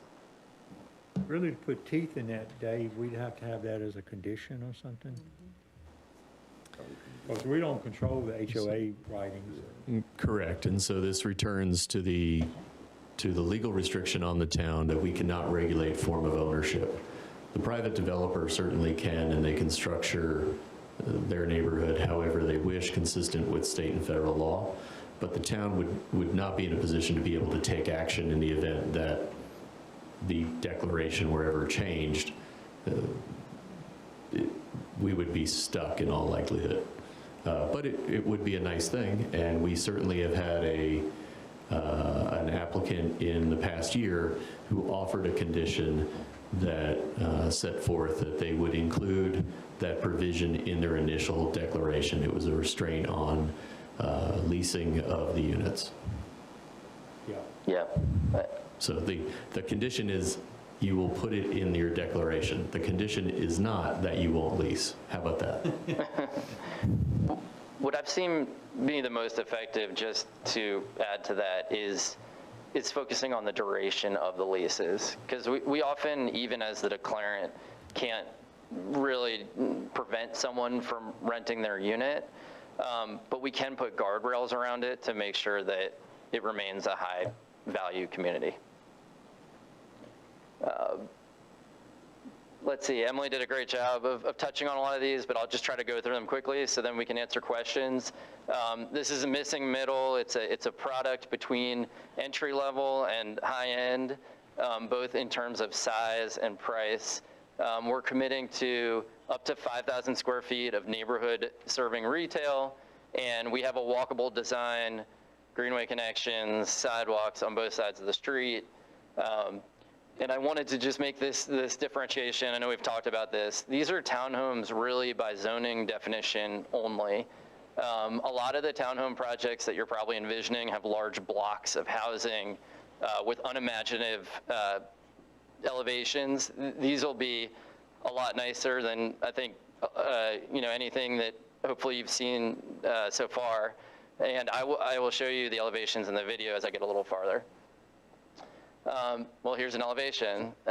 So these are different variations of the same house structure. You can see each unit has its own front door and private driveway. And Garmin does a great job of varying the elevations with bays and colors and gable roofs. So it just doesn't look like a cookie cutter house that's repeated over and over again. We were asked through, I think, some of the planning board conversations just to better visualize what this retail might look like. We found 4 examples that are all in the Triangle region. Rolesville Commons is in Rolesville. The other 3 are in different parts of the area. But you can see single-story glass commercial storefronts. We'd love to incorporate some outdoor space and make this sort of a neighborhood meeting point. And we have a video, because a picture's worth 1,000 words, and Michael's going to help me get that up.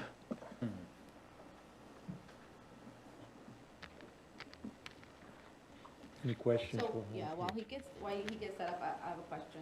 So I looked at your townhomes online, and I see the starting points on these are in the 3s. Why Rolesville is Rolesville between mid-4s and 5s?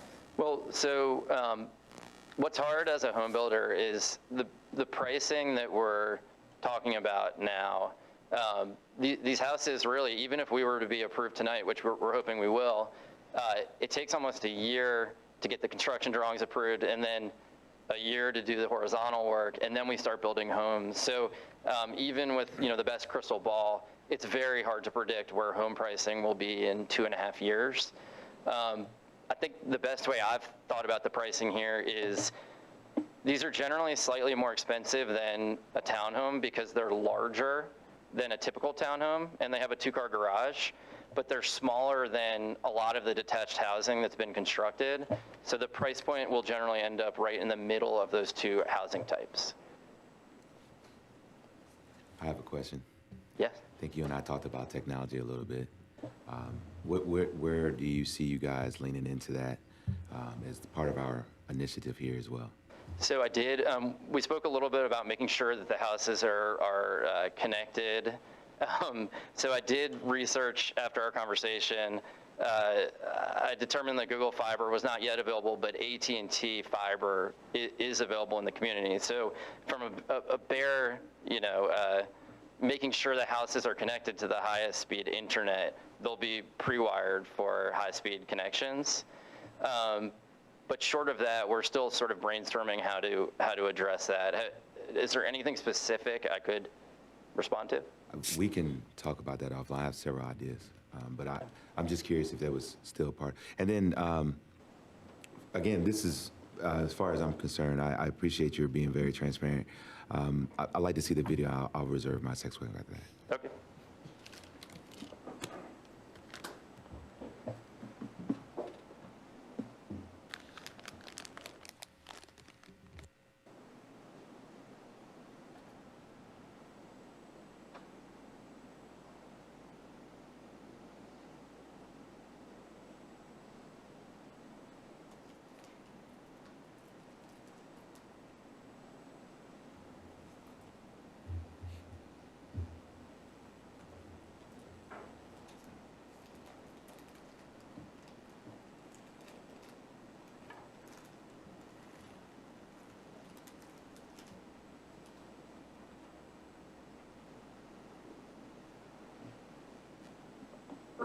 Perfect.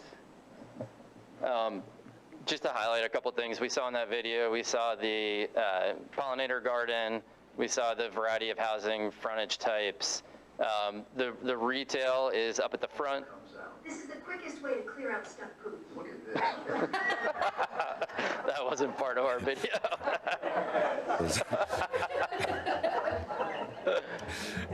It did sound interesting though. Fun with YouTube. Not part of the condition. But you know, we showed in the rendering, which is just an artistic version. They showed, I think, coffee and ice cream at that retail. We think this is going to be neighborhood serving, smaller businesses. Somewhere maybe you could bike off the greenway and stop for a beverage before getting back on the greenway. So yeah, these are just the key things, not to beat a dead horse, but these are homeownership, primary bedroom. We're making a donation, which we hope will help people in need. We have the walkability connection with the greenway access. We have green space. And we have 25-foot buffers on 3 sides of the site, which will create a tree screen between the adjacent neighborhoods. I'm here for any questions. Thank you all for your time. Thank you. Do you have anybody else to present? No, I have zoning attorney and traffic and Garmin available for questions, but no other presenters. Questions from the board? I just have a couple more questions. So, and this might be a question for Michael. I might know the answer, but I just want to confirm. So in the notes, I saw that it is expected to be 5.11 acres per gross site area, but it's being rezoned to residential high. Is that because of the type of dwelling it is? Yes, correct. That's only allowed In the LDO, the first zoning district that permits single-family attached or townhomes is the residential high. Okay. And if the density calculation is 5 point, that's exactly that. We're more in line with the density for the medium, but because it's an attached housing type, which is not permissible in the medium, it has to be the high. Okay, thank you for that. And then I also saw that you are offering a housing for the veterans.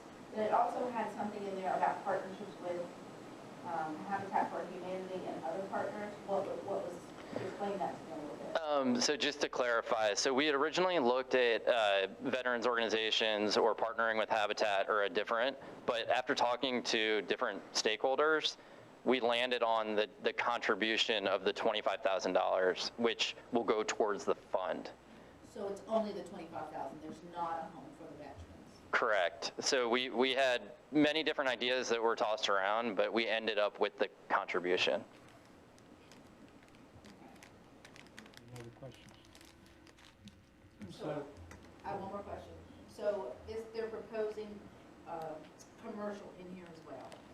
So remind me, because I tried to find it last night and I couldn't. So will the commercial be built, and is it, do we have it? Yeah, when will the commercial be built, and is it in our, So I'll rephrase that. I know what you asked. okay. So you're not proposing a mixed use zoning. No. In our mixed use zoning, it has clear connections that the commissioner is talking about there. So you're opposing 2 zones, you're proposing to do a R high density and a commercial. So I think the question is, how are you linking those 2 together to make sure that both? Sure. And it's a great question, and I will say I'm becoming an expert at answering this because it's a hot topic at all of our projects. So generally, my response would be the site would be mass graded at one time, which would include the retail portion. So it will be level and ready to build. And then the utilities that are brought to the retail are brought in underneath the road that enters the site. So they have to be stubbed to the parcel at the same time the rest of the community is developed.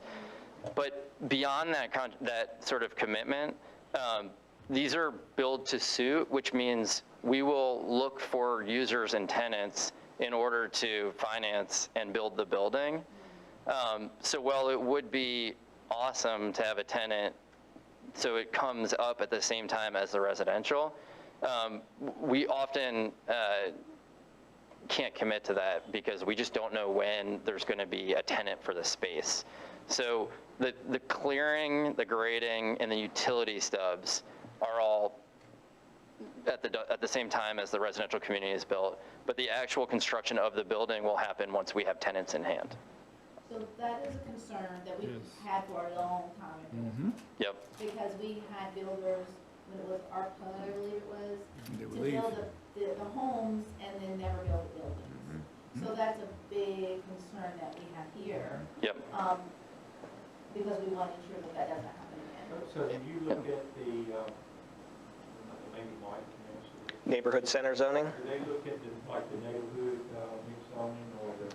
It's usually one of the first things staff asks is, would you consider doing a mixed use? Because that's kind of the intent of the LDO and so forth. I'll turn back to Mr. Gorman about, the reasons why. It was on the table. You could do the same product that we see there under a mixed use zoning district, maybe some advantages. I think there were, the timing of development is the key. I think there were also setback issues. I mean, you would know this way better than me, but and maybe more open space issues. There were some complexities that made it harder. It was more complex. It was more complex. The challenge is we need a retail tenant in order to have a bank give us a loan to build the building. So as much as I would love to say, we'll build the retail and we'll use it to sell homes, it's just, it would be a fake promise. So I think like on the continuum of, it's just going to be a grassy field, which no one wants that. And it's going to be graded, pad ready, utilities brought to it. I think that's actually, several $100,000 in commitment, which if that needs to be something that's a condition, I'm more than open to talking and understanding that. But actually constructing the building is impossible without knowing who and when the tenants are available. Yeah, that's where we stuck at. So you have this same type of commercial and residential in Chapel Hill, I believe? No, so I have it in Fuquay Varina, and we have it in Nightdale. They're all very similar, and the condition that we agreed to is as I've proposed, which is we'd agree to grade it and stub utilities to it, essentially at the same time the residential subdivision is constructed, but sort of that's sort of the extent of my commitment. I'm happy to leave it. If we do find tenants sooner, by all means, we want to build the building so we can generate rent and income. So we have aligned interests. I just can't commit to building a building that would sit there vacant without a tenant. So how are your conversations going with potential commercial? Because our interest, my biggest interest is in the commercial. We have townhouses, we have a same kind of duplexy, two-part townhouse that just has been approved. So my main focus is that commercial. Yeah. So how are your conversations going with potential? Well, a couple sort of details to that. One is until hopefully the board approves our project, we don't have anything to advertise to tenants, right? So the project doesn't exist until it's real. So generally we need an approved project and really approved construction drawings to even start talking to tenants. They're going to ask about all sorts of details that it's just too early. The other thing is the type of smaller local businesses that we envision and would like to attract here generally are making lease decisions 3 to 6 months before they take the space. And even if we were to be approved tonight, with a year for construction drawings and a year of horizontal development, we're about 2 years out from even if we built it at the beginning of the project, which is why it's so important to sort of start the process, because we want to start having those conversations. But no one of this size that would be looking here is going to be making that decision for several years. Okay, let's put it this way then. So you said that comparable properties, you have a comparable neighborhood in, I'm sorry, Nightdale and? Fuquay. In Fuquay. Are those completed or are those just now at the beginning phases? They're just in the beginning phases. So, sorry, I didn't mean to cut you off. No. Yeah. No, I was going to say if they were completed or if they were further along, what has that process looked like for you guys in obtaining commercial leases? So in our Fuquay project, which we're excited to be working with Garmin as well as the home builder there, and we're developing the retail, not dissimilar from this. We did put up after we had rezoning, and really once the construction drawings were basically approved, so we knew what the buildings would exactly look like. We put up 4 lease signs, and we were getting like nibbles, little calls, but not signing leases. Now the site is actively under construction. There's roads going in, utilities, grading, clearing, and we are only now signing leases. So I started the rezoning of that property in 2022. Not to give you guys a horror story, but it's taken a long time to get where we are now. So I think the best thing that, hopefully we could do together is set this up for success with an approval and with the commercial zoning. And then that would put us in a position to actually develop a building that would attract tenants. Right. It sort of has to go in that sequence. Yeah, chicken before the egg. Yeah, because especially if you're looking at smaller businesses, it is hard to say, hey, I want to start a business. Can you get that property ready for me in 4 years? Yeah. It's hard, and also even once we deliver the shell, so the exterior of the building, there's generally like 6 to 8 months of fit out for the interior. So that's a big capital commitment for a tenant. They might have to move from another location. If the commitment from us was to put signage up earlier and maybe start to have those early conversations, we only benefit from finding a user sooner. I just know from my past mixed-use retail development, until there's activity on the site, and really until there's vertical activity on the site, it's just really, really hard to sign leases. Good. Any other questions? I'm not understanding why we just didn't go in with the neighborhood zoning. I just still don't get it. What was that, Lynn? The neighborhood zoning piece, like I just logically is not. I mean, I understand why we did it, but logically, I don't understand why we did it. Right. So I don't want to put you on the spot, but we're going back now almost a year, so I don't remember the exact minutia. But I recall there were definitely issues that came up that would prevent this plan. Is that an accurate statement? The number one thing is the commitment to the timing of development. You can only get 50% of the housing permits before you pull X% of the non-residential permits. So it's a hinge. So the challenge on a smaller project that's being developed is one phase. This isn't 350 units. It's 70. 76. 76. So half of 76 is nothing that any villa developer would do, right? So there's no middle. Essentially, it's start at the beginning because there's only a beginning and an end with 70 units. So the answer would be you take yourself out of the NC box, and you can't take advantage of the reduced setbacks and the enhanced density that you get in NC because you put yourself in a situation where you literally have to find the commercial at the beginning rather than halfway through. Thank you. So help me. I'm not counsel for the developer, but your companies, but you're a different company than, I think, Emily. Is it Emily? Yes. Emily. So who owns the properties? Is it your company? No, this is actually, so the property is owned by a church. No, I'm talking about, once this, who buys the property? So I would buy it as a developer.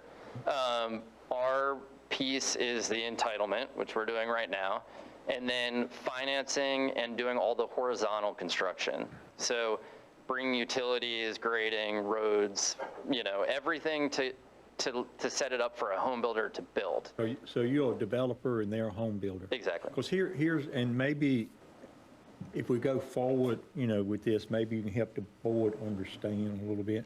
We've had home builders involved in coming in asking for projects. That has no experience with commercial, and their commitments never come out. That's a good point. So I'm trying to figure out, are you a commercial person as well as residential, or are you just a strict residential person that hope you can get commercial? No, and let me correct something I said, I apologize. We will do the horizontal work and sell the residential lots to Garmin Home. We'll retain ownership of the commercial parcel, and then we'll develop the building on the commercial parcel and own it as an owner-operator. So I misspoke. The Garmin Homes is only built homes. But we, me as the principal of Block 7, we develop industrial property, we develop mixed use, I've owned office and retail. So we have extensive experience with product types other than homes. Okay. We developed a mixed-use building in downtown Raleigh on P Street, which has ground floor retail and condominiums above. We're very familiar with retail ownership. So you do have relationships? Yeah, we like building retail, we like owning it. We want this to succeed. We have a vested interest in not only tenanting it, but getting a solid tenant that's going to be, a good member of the community. It's good business and it's good for the community as well. Yeah, okay. Any other questions? Because I think the concern with the board, because we've been down on many roads, yeah, is, your commercial piece is not much bigger than your open space piece. Mm-hmm. So you can very easily say, I won't worry about that. And then we'll never, accomplish what we're trying to accomplish. That's why we're asking for some kind of guarantee. If it was a huge piece, I could see you'd be more interested in it. But being it's a small piece, I could see where, as long as it stays green, like you said, you're putting some money in. Here's the one thing that I would say where perhaps it is to our benefit that we have this separate zoning, is that if they're going through the time and commitment to designate this as a commercial usage for this piece, then if nothing else, even if they don't build something on it, we know that it's already zoned for commercial, and it's not going to be used just to put more townhomes or something like that. And I wasn't privy to some of the issues of being the newest kid on the block. So I'm not really sure where those issues have happened in the past. But it holds them their feet to the ground to develop this as commercial. I mean, that's a lot of money that you're putting into a piece of land there, and to not develop it. From a business standpoint, doesn't make sense. They put some skin in the game. Yeah, sorry, one other comment on that too. I mean, it is small, from a acreage perspective, but it also makes it more viable to build. So, 5,000 square feet is manageable. That's a real size that we think we can deliver. So if we were saying, we're going to put 100,000 square feet here, that's not very feasible, but 5,000 is not a big mountain to climb. Yeah. Before we go on, because I'm open public hearing, I think. Any questions for his experts? Anybody got any questions? I think he said he had a transportation person, and who else? Zoning attorney. Zoning. Any questions from those lines? So transportation engineer would be the town's engineer on this. Okay. So being not hearing any questions, you have any closing comments? No, just thank you for your time. Yeah. Any comments to staff or questions? Okay. Thanks. Thank you very much. Well, I'm going to open the public hearing.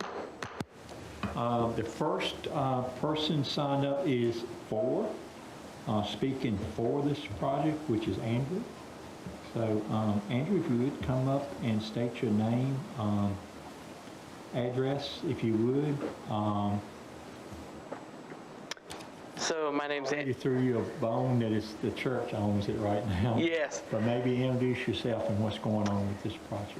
So I'm Andrew Kessel. I'm the senior pastor of Journey Church of the Nazarene. So we're the current property owners of this property. I've been pastoring there for about 3 years. September will make 3 years. And, you know, we've been really excited to build a church on this property. That was the goal when I came in. But between congregation size, current economics of tariffs and things like that, building is just not, it's not possible for us at this point. So we really about a year ago started to do some soul searching on what does the future look like. And so originally we'd had some previous buyers that I think gave you some headaches. And we were going to sell a portion of the land and keep part of it, use that money to build. But with things, we couldn't get anyone to come up with the number we were asking, and unless we sold the entire piece. And so we really looked as a church, you know, how do we move forward? And realized the best thing we could do is sell the whole thing, buy a place that's already up that could be used as a church or refashioned into a church in some place. And this would give us the ability to do that.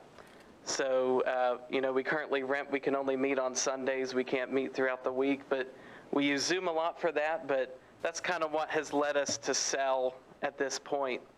So being able to sell this will help us be able to purchase a new facility. So that's why we're for it. So. Thank you, Andrew. Any questions, Andrew? Okay. Thank you, Andrew. We've got two speakers against. Randy Kerr, if you would, come up and state your name and address. Randy Kerr, 1121 Averett Road, Wake Forest. So this property greatly affects, or this project greatly affects my property and my family. We are tucked in behind it, but I want to preface this with saying I own a utility company. We work for almost every production builder in the area. We don't work for Garmin, but we work for the majority of the rest of them. And with that, we do donate work to Habitat for Humanity. We also build homes for veterans. We contribute our part to that. And we also have another company. I have a few companies, but another one I have is a business consulting company and podcast and social media business where we focus on small businesses, entrepreneurs, town leaders, resources, trying to get information out to small business owners to help them navigate the lack of information and get recognition to their businesses when they're doing the right thing.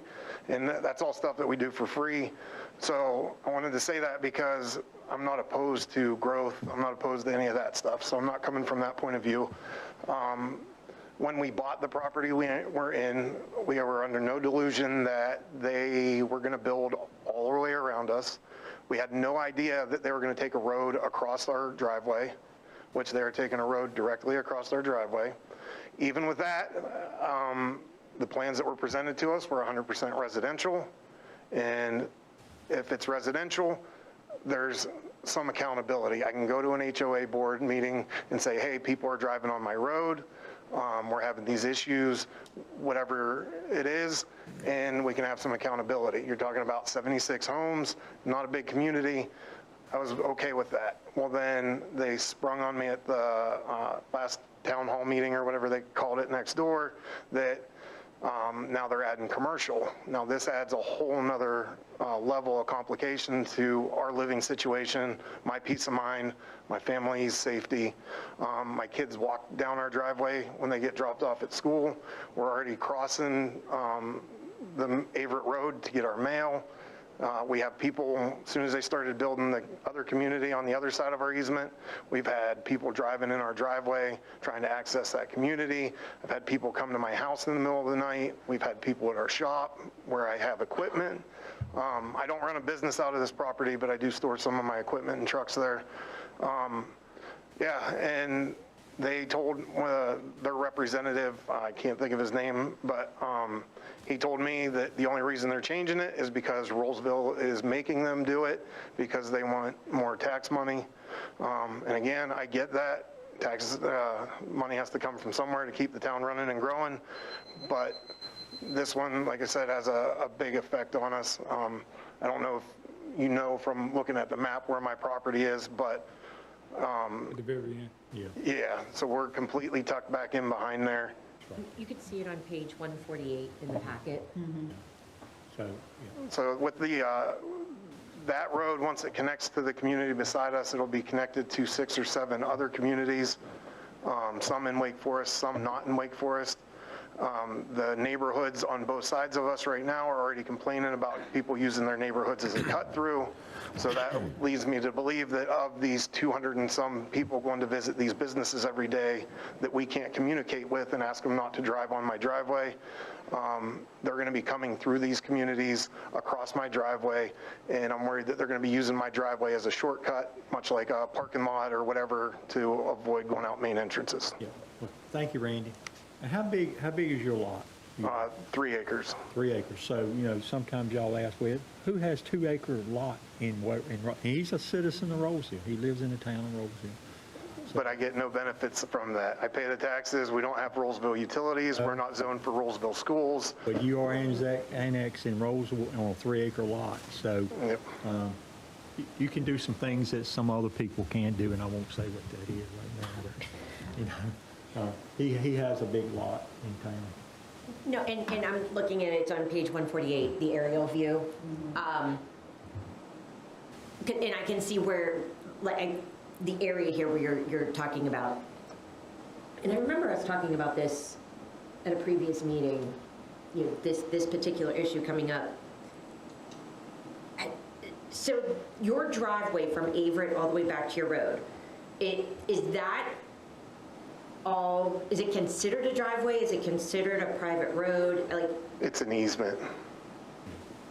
But, so it's a private easement, but we're the only people that live on it or utilize it. So I maintain from our house to Averett Road. The residential easement. okay, so then I guess my question is,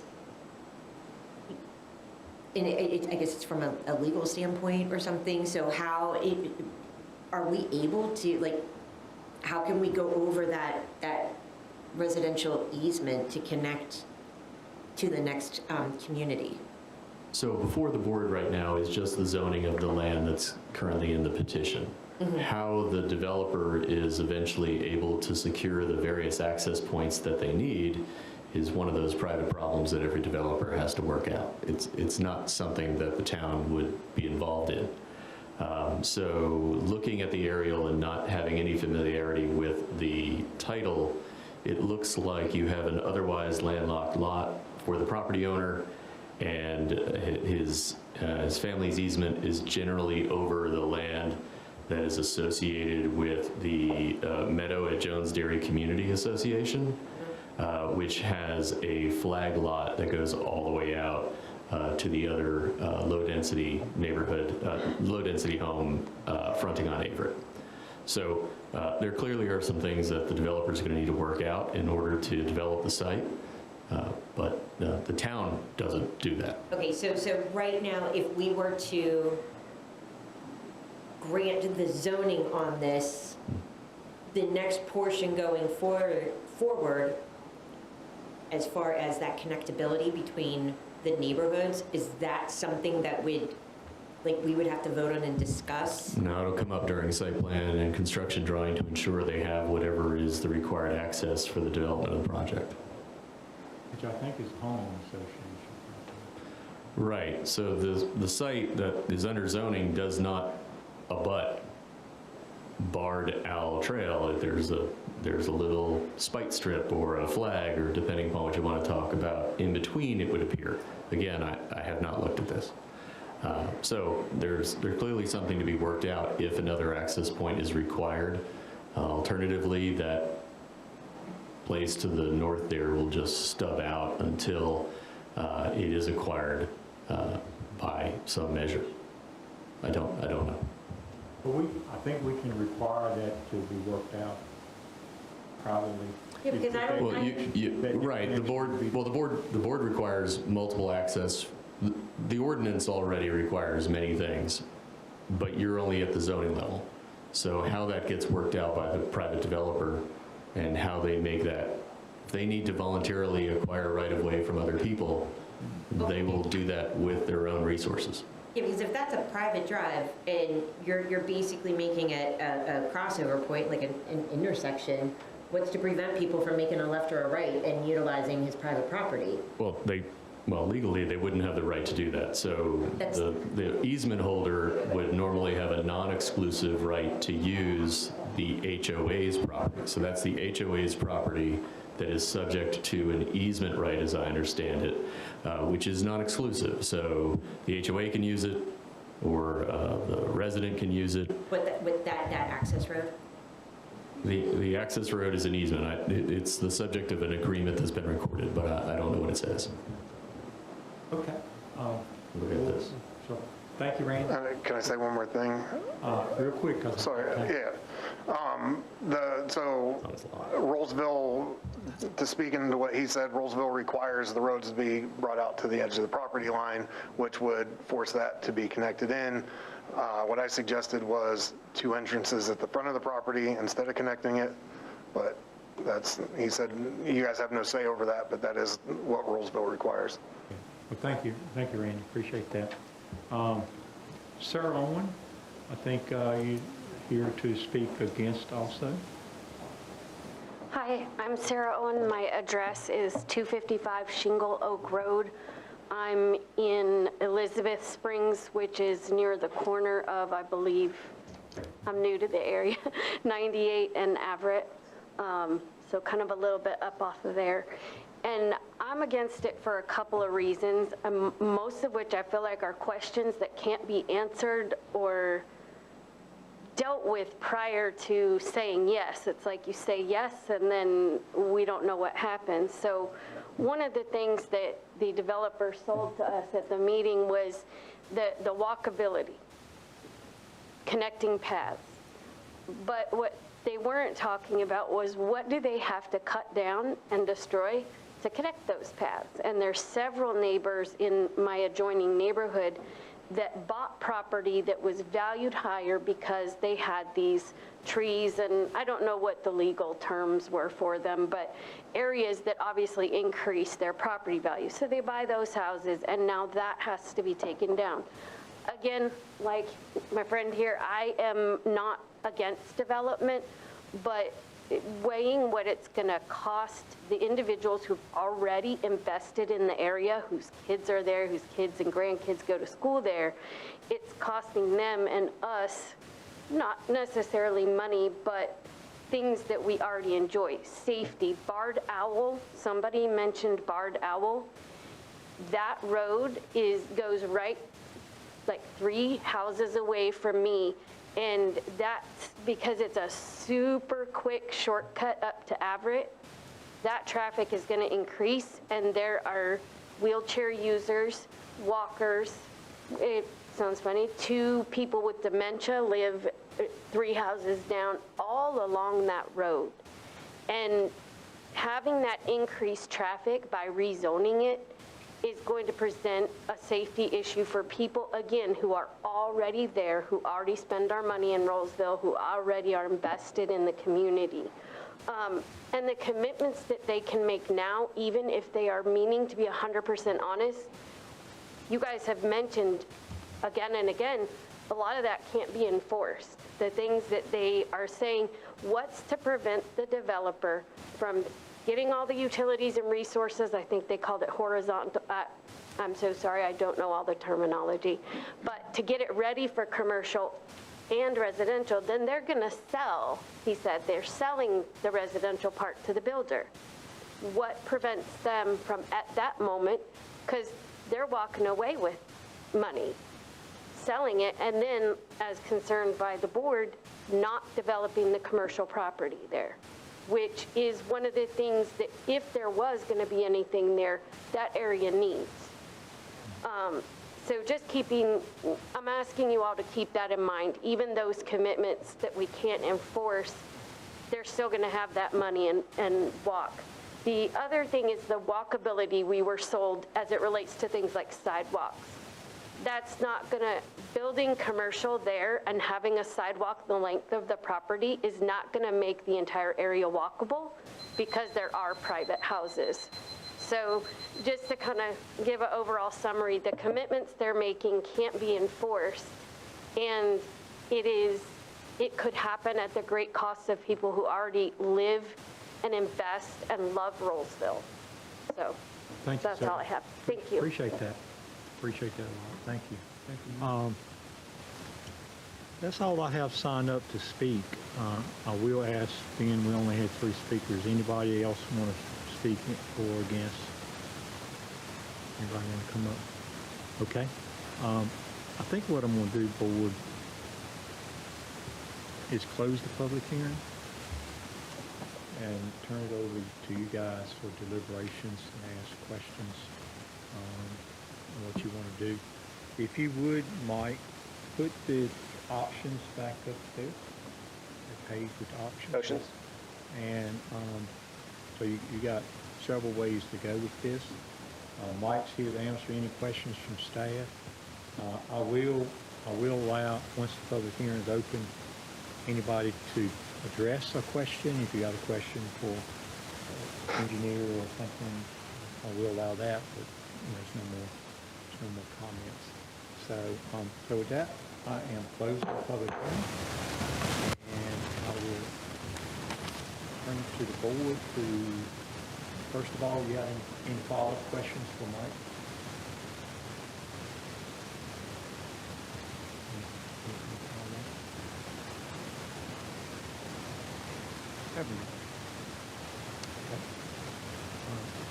Mike, anything you want to add? I think the mixed use and the timing of development was a key component that, staff wanted to definitely get into. So you all led us into that conversation to differentiate what we've seen recently with the project near this site, and this being a 2 zoning district project, a residential district and a commercial district. So that's the key thing. Okay. So you want to add something? I have a question for the developer or for the attorney that I thought might be helpful to the board in considering the connectivity question, because I just don't think we know the answer. Okay. And that was on. So if we look at the area, we have the road that is the drive that goes from Averett up to what would look to a casual observer as going up to Barred Owl Trail, but it actually looks to my eye on the GIS, which is always misleading, that it actually doesn't connect to the property of Barred Owl Trail, that there's a gap. That's correct. So then I would ask the assistant planning director whether it's required that this road go all the way through. They're not contiguous at this moment, so making the physical connection could not be made without acquiring right-of-way over the finger from the meadows at Jones Dairy property, which is what One includes would the think access that easement. that likely will never happen because it's already with an HOA. So there may not be a risk of this becoming a cut through, because I don't see any automatic way that that's ever possible to happen unless the town were to decide to use its eminent domain authority to make it happen. But that, I don't know otherwise how it would happen. But if it's in our connectivity plan. But the two properties aren't. It does. It connects. They both connect to their abutting property. Their abutting property is just very narrow. Yes. But still. They're not contiguous. Elizabeth Springs and this project would not be contiguous. They'd be separated by 60 feet. Yeah. In theory, if that site were ever redeveloped, it would be connected then, but it's HOA common area. So I don't know. It'll never happen. And just to be clear, to the extent it's helpful, that the Street A, as it's shown on the plan, as it goes north to Elizabeth Springs. The reason that it is located there and goes all the way up to the property line is because staff required it because the zoning ordinance required it. So this is not necessarily something that Block 7, the developer, said we absolutely want to do. It was rather something that the town in its determination that you wanted interconnectivity among developments determined that that it would be required as part of sort of the planning process to basically build these sort of create the infrastructure so that you could have this interconnectivity to the extent possible, right? Right. And I feel like we kind of, we ran into this type of issue when we were looking at the plans on the other side of Elizabeth Springs, up there on the corner of Averett, you know what I'm talking about? And then we changed the CTP so that we wouldn't have that straight connection. So would we be approaching this in a similar manner? Like, is this part of the CTP plan to connect the road? No, this street is not on the CTP. It is not akin to Classical Way, which was the street from Elizabeth Springs to the Atticus Woods project. This is not a CTP road, so there's no CTP amendment to remove it from there to downsize it. The applicant's correct in that they designed this because Elizabeth Springs put a stub road to that same location. So they are following the tune to also do a stub connection. The problem is they're separated by 60 feet or whatever the width of that finger is. And that's, I guess, my point here. I don't, and again, I might be really in a perfect world, but isn't that's somebody else's land there, that's 60 feet? In a perfect world, they would connect. And if we had a time machine, we would not have permitted this spike strip to be created. But this is where we are now. Right. But it may go to some of the neighbors' concerns, which is why I raised it. And that is that it's not apparent that this ever becomes the cut through that was concerning folks. Instead, perhaps the condition that would be appropriate would be to dedicate the easement but not construct the road, or to install bollards so that it doesn't become a four-wheel drive connection, something along those lines, so that there's a practical reality to this. But in 5-10 years, when traffic is such, and the neighbors are here during public comment period saying, I need another way out of my neighborhood, why didn't you ever make the connection? We can have an eminent domain case for 60 feet. Yeah, I mean, I may be wrong. I don't know how it's worded in the thing. Maybe we need to investigate that, Dave, and see how it's worded. But, you know, if it's required to have a second connection, and if our LDO says you have to connect, you know, you have to connect these connectors, I think that was word on the LDO. We heard some developers say that. I would think they'd have to provide that somehow, just like if there's a water line, they have to figure out how to hook it up. Right. So Mike will correct me on this, but you're required to stub out to the adjoining lots, the adjoining undeveloped lots. Both the development to the north and the development to the south, as drawn here, will have done that. It's just peculiar that the in-between lot is only 60 feet wide. That's the only weird part, is the math. And that's my question is it, which is a fallacy if it's not. It should be worded where you have to make the connection. Because even in the past, it's been a long time, we hadn't made them take it all the way to the property line in some cases, but they would have to get the easement and all to make that connection, and that's happened before.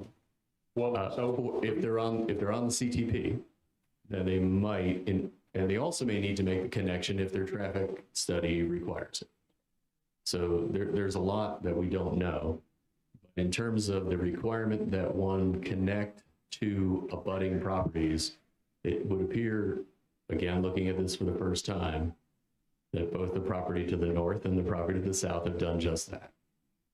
Well, okay, so they provided up to the stub out until the point in the future that may come along that either the easement is sold, or like you were saying, you know, if eminent domain had to happen or whatever, but at least it's there and ready to move forward when those conditions are met. Yeah, the attorney made a statement that concerns me when he says there's a lot we don't know. And I really think for this board to make a decision, you guys should be fully informed. So That's true. If it's things that you don't know, and we don't know, and you don't know, we need to identify those and do number option 3. That's my opinion, you guys make It's also worth noting that these are site plan matters. So a developer may run into a circumstance where they need a second access point. Otherwise, their density is limited until they get it. We've seen that before. It happens all the time. I can respond to that. Okay. We do know that we do not need a second access point. That is tremendously helpful. Yeah. Okay. Because it's only because of the size of the development.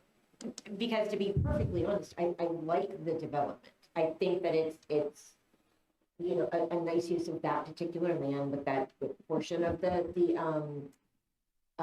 commercial. It's just, I have concerns for, that connectivity part at the top of the page. Going over top of, the easement, that 60-foot easement, that's problematic for the people that are already there and living. So why did we tell them they needed it if we said they don't need it? Because the ordinance requires that you stub out to adjoining undeveloped properties. And as a planning exercise, it would be very smart to connect Bardell Trail all the way to Avery. Yeah, it's just to use the comparison, since it's already been mentioned, the project, the rezoning to the north, where you guys had to, I was the attorney on that one as well, where the CPT was changed. The issue there was that the project ultimately did have to connect to Classical Way, which was the neighborhood street at issue, because that was the LDO requirement. But the concern is that in addition to having to connect, it was going to have a direct shot up to Wade Avenue, because it was deemed to be a connector road within the comprehensive transportation plan. And so that was ultimately, there was a big discussion. There was a lot of discussion. Actually, Mr. Neal and I had a lot of discussion about that.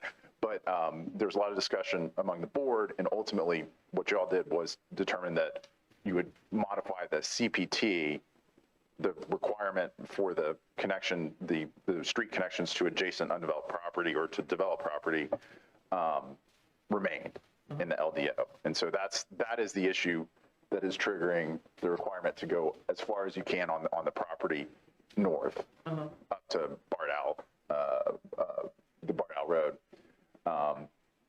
Again, that is not a requirement to get the density here. It is just an LDO requirement for good planning purposes, or however. Obviously, you all have heard that there's often a debate between what's good planning process and what neighbors would like in terms of, when they have a stuffed street already.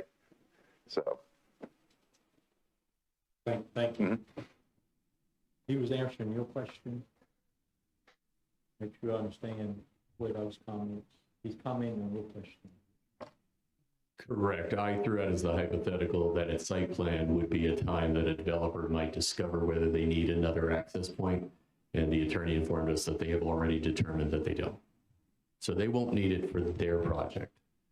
The interconnectivity goal of connecting all the way through, which could only happen with the cooperation of the HOA, it would appear to me, is purely a planning, good governance kind of idea for the future, but there's not an LDO requirement.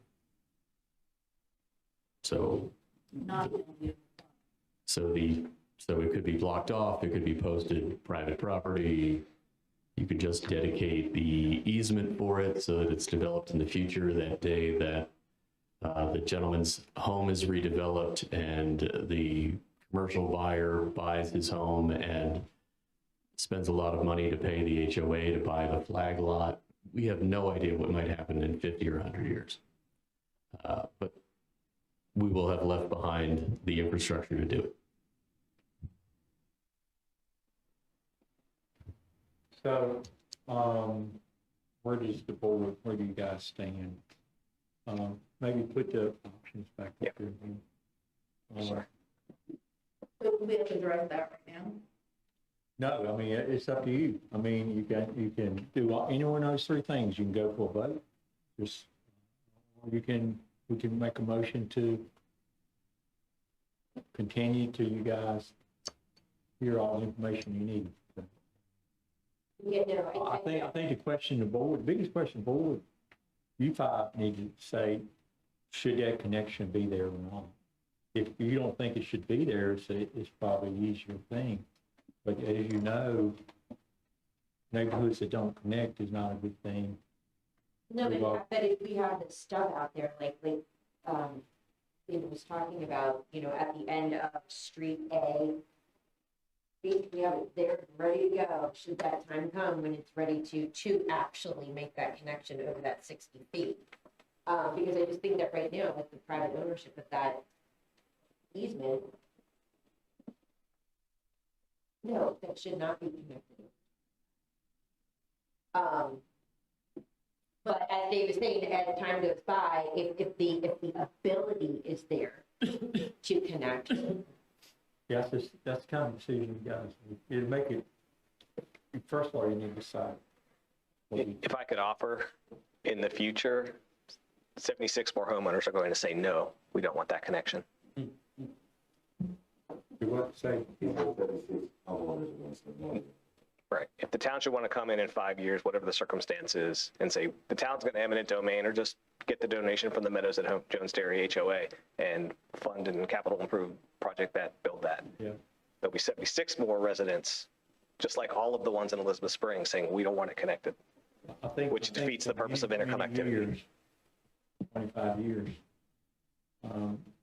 this town has said we don't want lots, we want interconnections. Where you leave this neighborhood, you don't have to go out on Avery and drive around to get to another neighborhood when you live side by side within walking distance to each other. We've said for many, many years, homeowners don't like it. They don't like change. They don't like connections.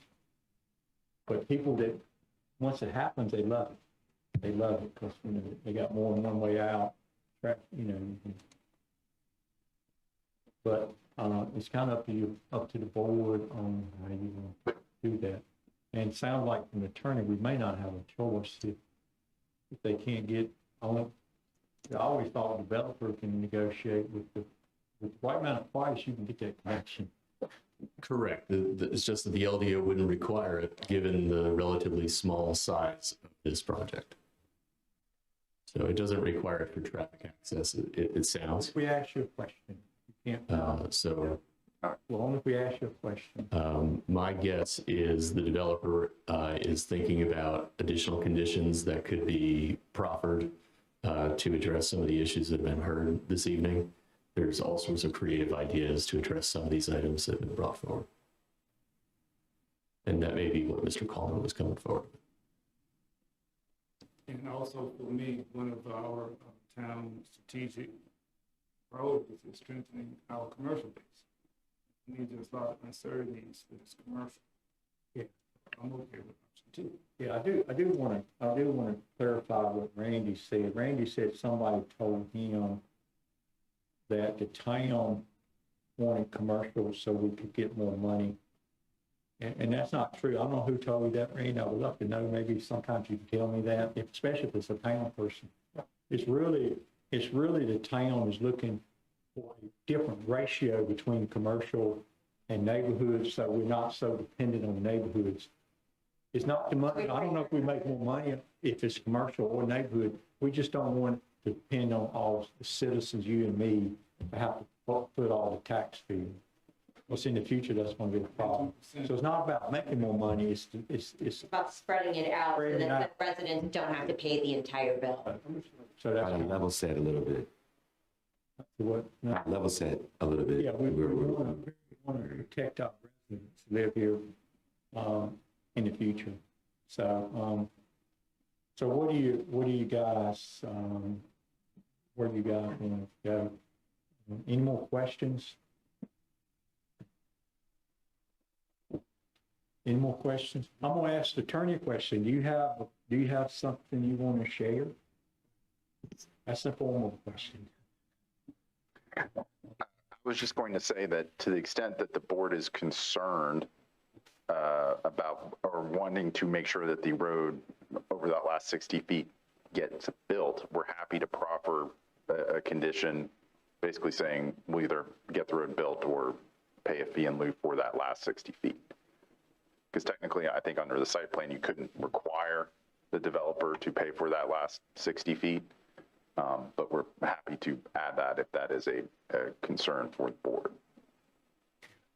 Wait, what now? So you said that you would either build it or pay? A fee in lieu.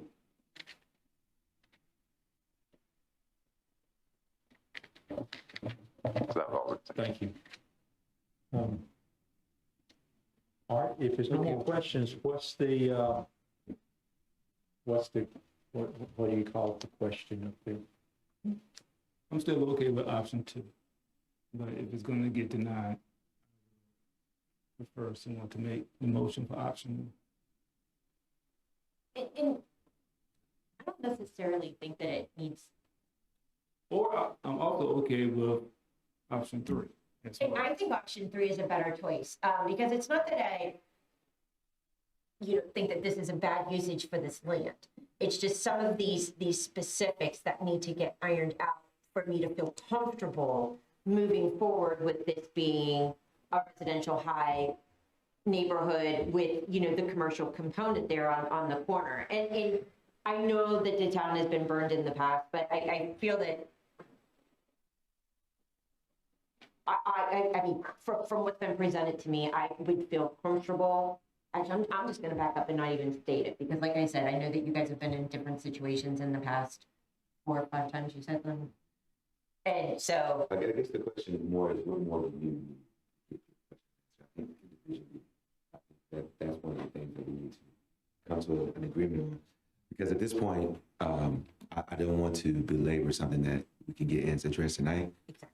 So I understand what your limitations, Mr. Paul, do you have any that you need resolved or resolution on?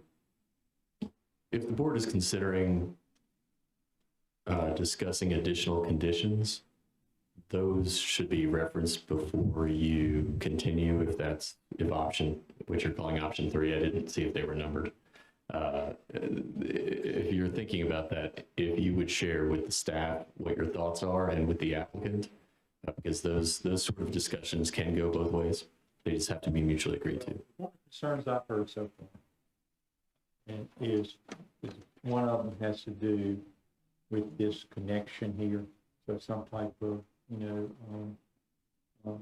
clarity around the connection, or so leave fee or move or either just a condition, whatever that is. Another one has to do with this idea of how do you put in writing this rental versus homeownership thing. How do you put that in a condition that, at least from an initial standpoint, would be in a homeowner association? And then the other one, what was the other one I heard you guys?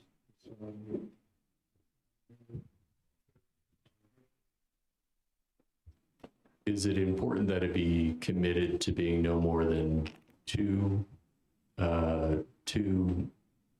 lots attached? Is that important or not? You're talking about two. Sorry, villas. Is the villa design? I was thinking of the builder versus the developer. We've spent a lot of time on the developer questions, but you heard from Garmin Homes. Were any of the presentation factors that you heard critical to your determination as to whether the rezoning was appropriate under the comp plan? for myself, So whatever was built there that's allowed would be fine so long as it wasn't more than 70 some of units. That's correct. Okay. I mean, I personally like the presentation. I like the new design in housing by having the duplex versus, So you do want I personally am in favor. I'm just concerned about the connectivity of that's. I was thinking that's what they were proposing to do, but that wasn't qualified as a condition. It was illustrative. If it's not a condition, then the applicant is telling you something that they think they might do.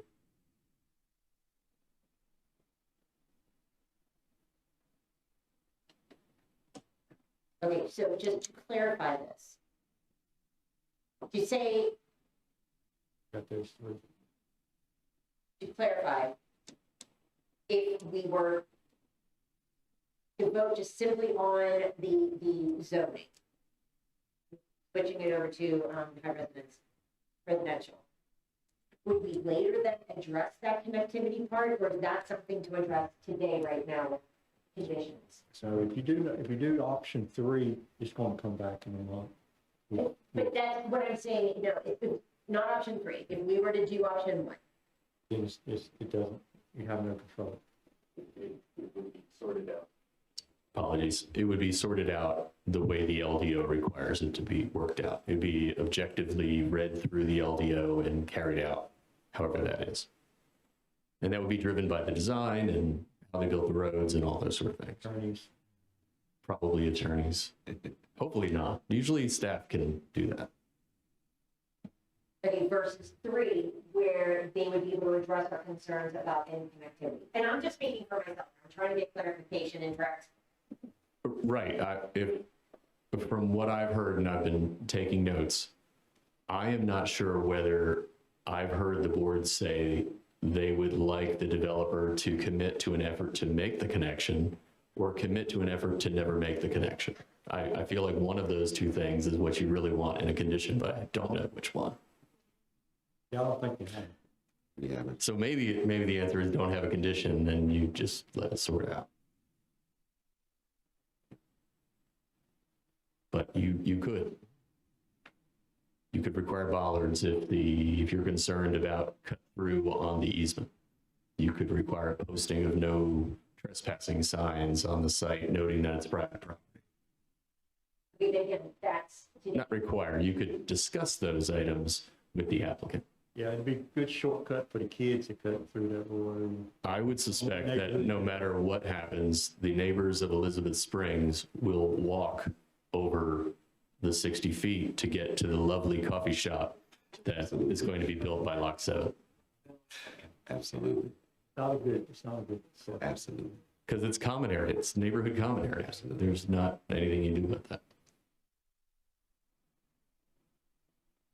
All right, so I think Dan's suggesting to deny. So what is anybody else suggesting? Your statement. I'd like to see number 3. I think I have a couple of questions, such as the connectivity. I just feel like something needs to be ironed out before anything is voted on. And then possibly just have some more conversations. I understand the commercial. I understand that you're putting money out there. And I understand that if it is sold, somebody else has to build commercial. So I don't know if it's going to build commercial. But I hope you wouldn't put all that money and then just walk away. So I understand that. But I just feel like, I feel like there's something hanging out there that we're not. What is the deal with the street? Or does it, what is the reasoning? I understand the reasoning why we wanted the connectivity, EMS and fire and all of that. And so if It's not just that, it's the people. I mean, we got, the trailer park issue with people cutting across HOA property, not even their property. 60 feet is not a lot. It's like, yeah. And if somebody's house is over there, and maybe over here, Yeah. And that's just the facts of life. So people would do it anyway, but the road is going to be. And maybe a improved pedestrian connection is the good planning compromise in that. So you don't have vehicular traffic, but you seek out approval for a greenway connection between Elizabeth Springs and, I should know what the name of this project is going to be called, but 1101 Avery. Actually, the homeowner association is Meadows at Jones Dairy. It's it's completely different from. Right. So the idea would be perhaps the Meadows would be open to that idea and cooperating. Oh, it would have to be worked out with the minutes first anyway. So no matter what we say here, or what we agree to, that doesn't mean anything because it's dependent on the minutes. We can just say what we like.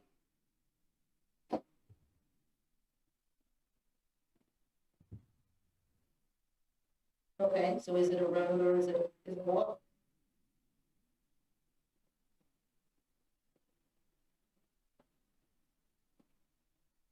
Mr. Mayor, I have a motion to continue REZ 26-002-1101 to a future board commissioners meeting, specifically August what's the next one? Not the 4th, the 18th. Thank you, my sister.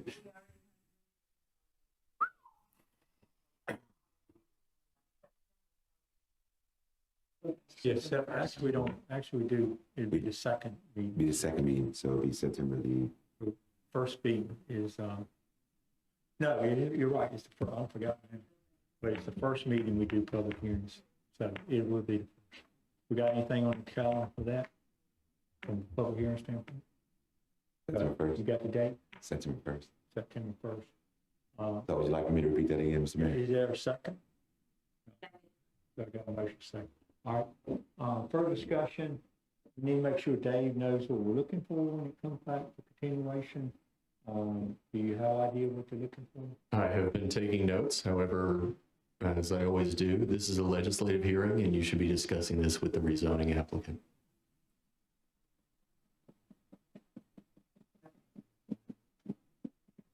What I would want to know is what solutions would you be able to put forward to make that connection there? But the questions that I have, and this is what I would probably be looking, to answer, because as I'm looking on page 148 here with the aerial view of the property in question, and you see this long easement back to the questionable property in the back and behind.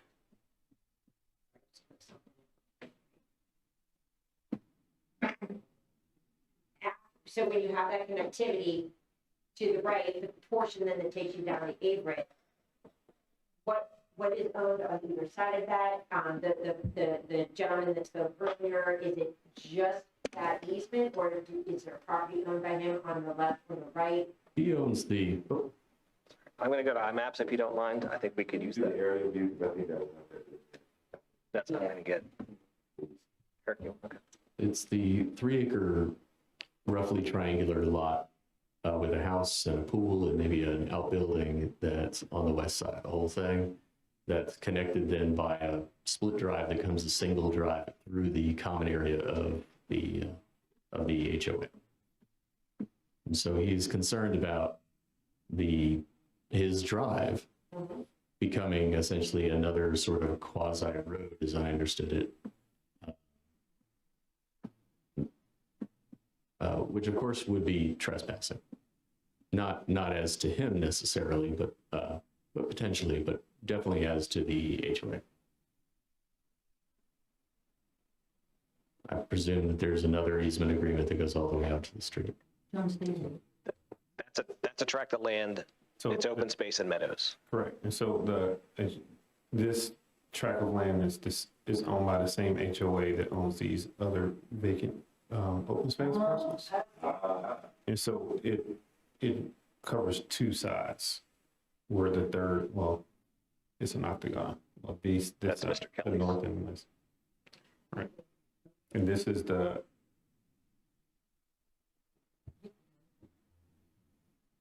and this is the zone, right? And so to this flat lot.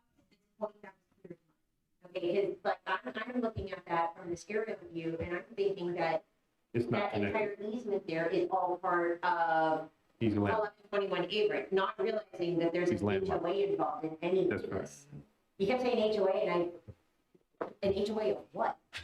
Yeah, it's the HOA for that neighborhood. Okay, And that will be And so that's As what, a van, but well, hopefully that's the property owner or someone else who has an easement there. Correct. Yes, and we don't need, that's a bad thing.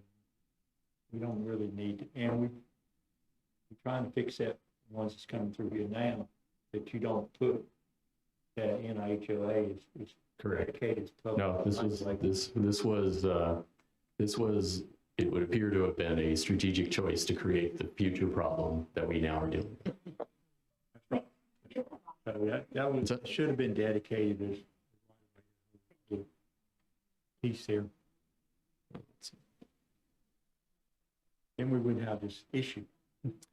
Correct. The subdivision there would not have been approved under our subdivision ordinance. It was able to get beyond the subdivision ordinance because it was an exempt subdivision. And they could do it that way. And then once it had been divided that way, it could then come through our subdivision process and the town could not do anything about it. So you feel good? You know what to. I feel good all the time, sir. But I have some notes, and I'm looking forward to hearing whether the board would like to make the connection or not. Would you like a condition that prohibits a connection? Or would you like a condition that mandates a connection? Or would you like to leave it to the future development of Rolesville? We can email you that answer, correct? Please do it one at a time so it's not a meeting, and that'd be great. Yes, please. And please. And I will share that with the applicant. And you would like us to do this by when? Because the applicant needs to have. Yeah, this is the applicant. The staff does not regulate conditions. This is between the board and the staff and the applicant. The applicant has to agree to whatever y'all work out. But I'm certain that the wheels are turning over there with creative ideas. Yes. Thank you. Mm-hmm.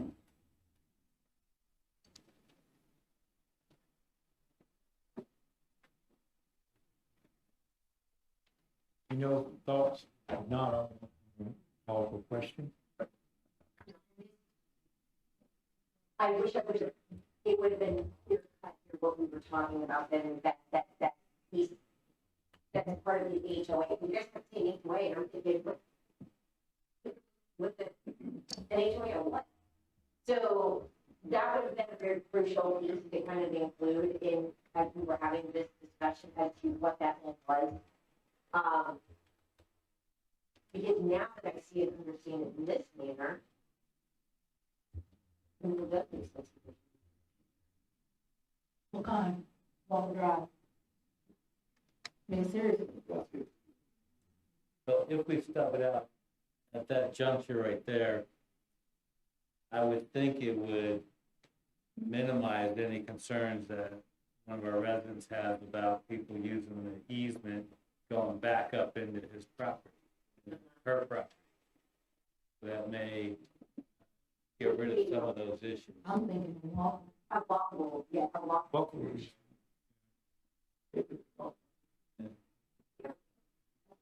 No, I mean, I think a walkable connection would be the solution, to be able to have that on the street with a rating. 60-foot green light.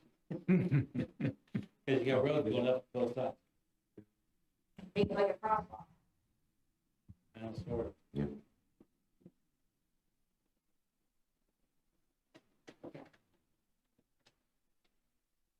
What did you do, Ron? I'm gonna call a question. We have a motion made by Commissioner Long to continue to September 1st. And we have a second by Commissioner Burnett to continue to September 1st. So all in favor say aye. Aye. Opposed, no. Nay. Nay. Many noes, one. Did you get the count? I think I heard two.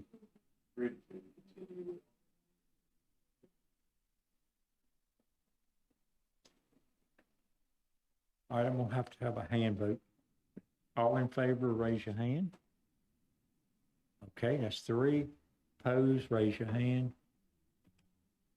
You made the motion. Yes, sir. But that's only because I like the project. Nothing wrong with the project. I don't want to kick the can down the road if we don't have to. But make sure that my peers get the questions they want answered, so that we can satisfy either move them forward. Okay. And I think the questions are very valid. But in my opinion, we could make a decision today. But I also respect the values and the needs of my peers. Yep, that's good. So it's 3-2. We will continue this September 1st. Thank you for your patience. The thing is, attorney, I think will tell you, Linwood, if it was a nay, then we would have to require another motion, so it'd be either up or down. Or, you know, we'd have to vote. I have to ask for, right? We would go until something got 3. So if it did not pass, we would take a different motion. And it could be phrased a different way. It could be for a different date. It could be a motion to reconsider. But for the future, the person who makes the motion and the person who's second do not in any way need to support the topic. They have to support the idea of discussing the topic. That is school of government. Making the motion is just, I want to talk about it. Right. Yes, that's commonplace. Okay, thank you, appreciate it. Thank everybody for coming out. You get another opportunity to visit Town Hall, September 1st. Everybody. Appreciate you doing that. Communications, Eric Marsh. We want to take another quick break, or everybody? Keep going?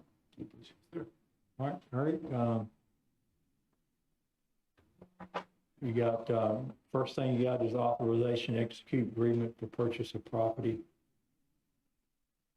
Main Street Park Extension. I think you guys have that in your package. So, anything you want to present on that other than what's in the package? I'll go through it. I'll go through it quickly for the sake of a lot of the conversations have been had about this in closed session, and you had empowered staff. So up until this point, you as a board had empowered staff to engage with the owner of 204, 206, and 208 South Main Street. This property is adjacent to Main Street Park. As you know, Main Street Park is one of our coveted amenities that we've been looking forward to in our plan.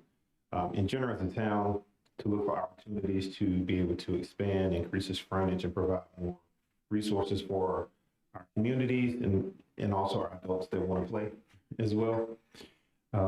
These 3 properties are adjacent to one another. You see here as from the IMAT snippet that they are adjacent to Main Street Park. This is a former industrial monuments company. When it comes to our last conversation with you all as a board, we were empowered, myself, the attorney, myself in particular, to engage with the owner of the property and negotiate a purchase price. The purchase price that you all had empowered me to take back to the owner of the property is $965,000. That offer or that price was accepted by the owner of the property. And so as I come back to you now to look for you all to empower us, myself and the attorney, to collaborate to execute a purchase agreement for sale property for the same amount. So when it comes to the period, we will have a due diligence period of 15 days. The due diligence funds that will be set aside for that will be $20,000. I do understand that seems like that is a short period of time.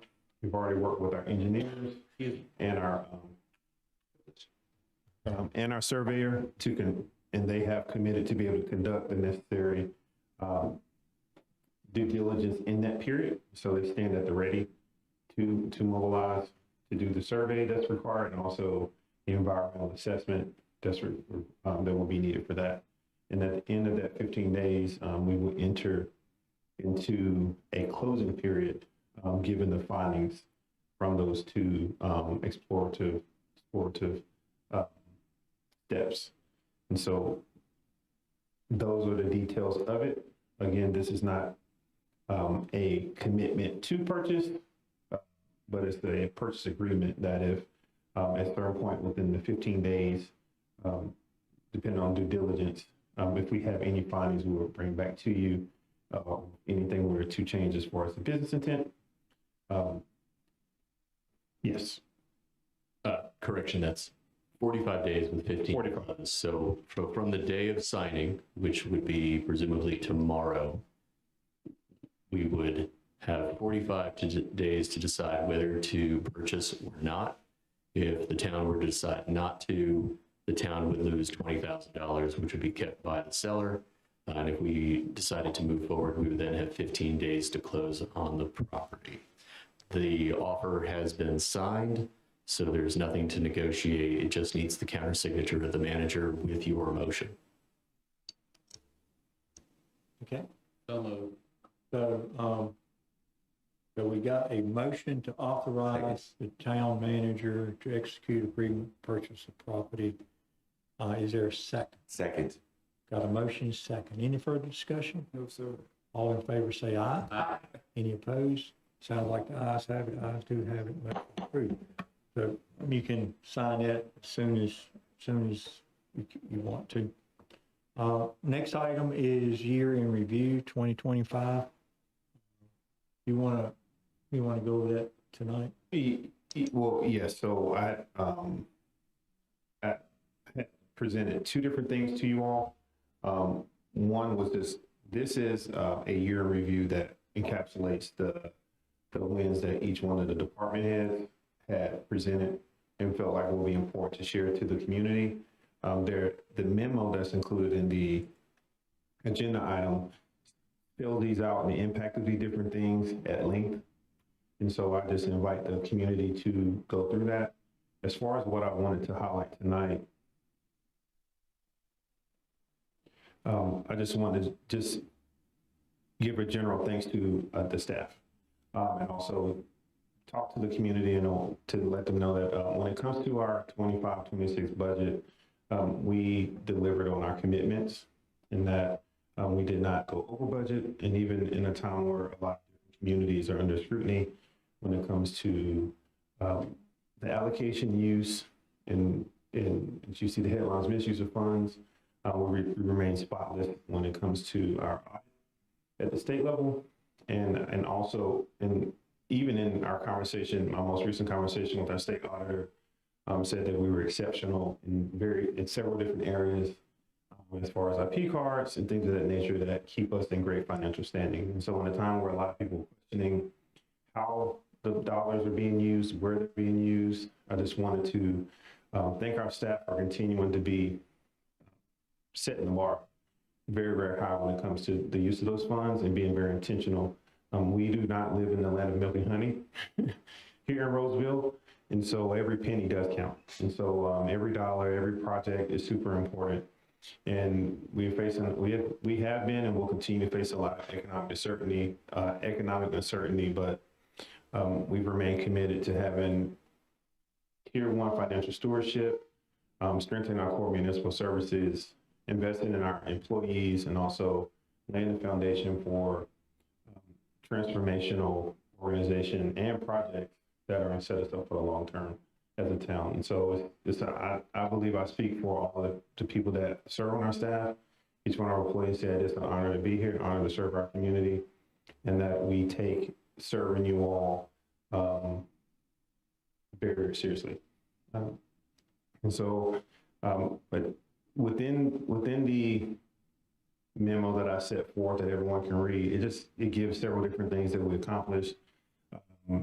And I won't go through these line by line, given the time and the duration of the meeting so far. We were able to, some highlights are we were able to get $3.8 million worth of tourism grant money to help go towards the farm.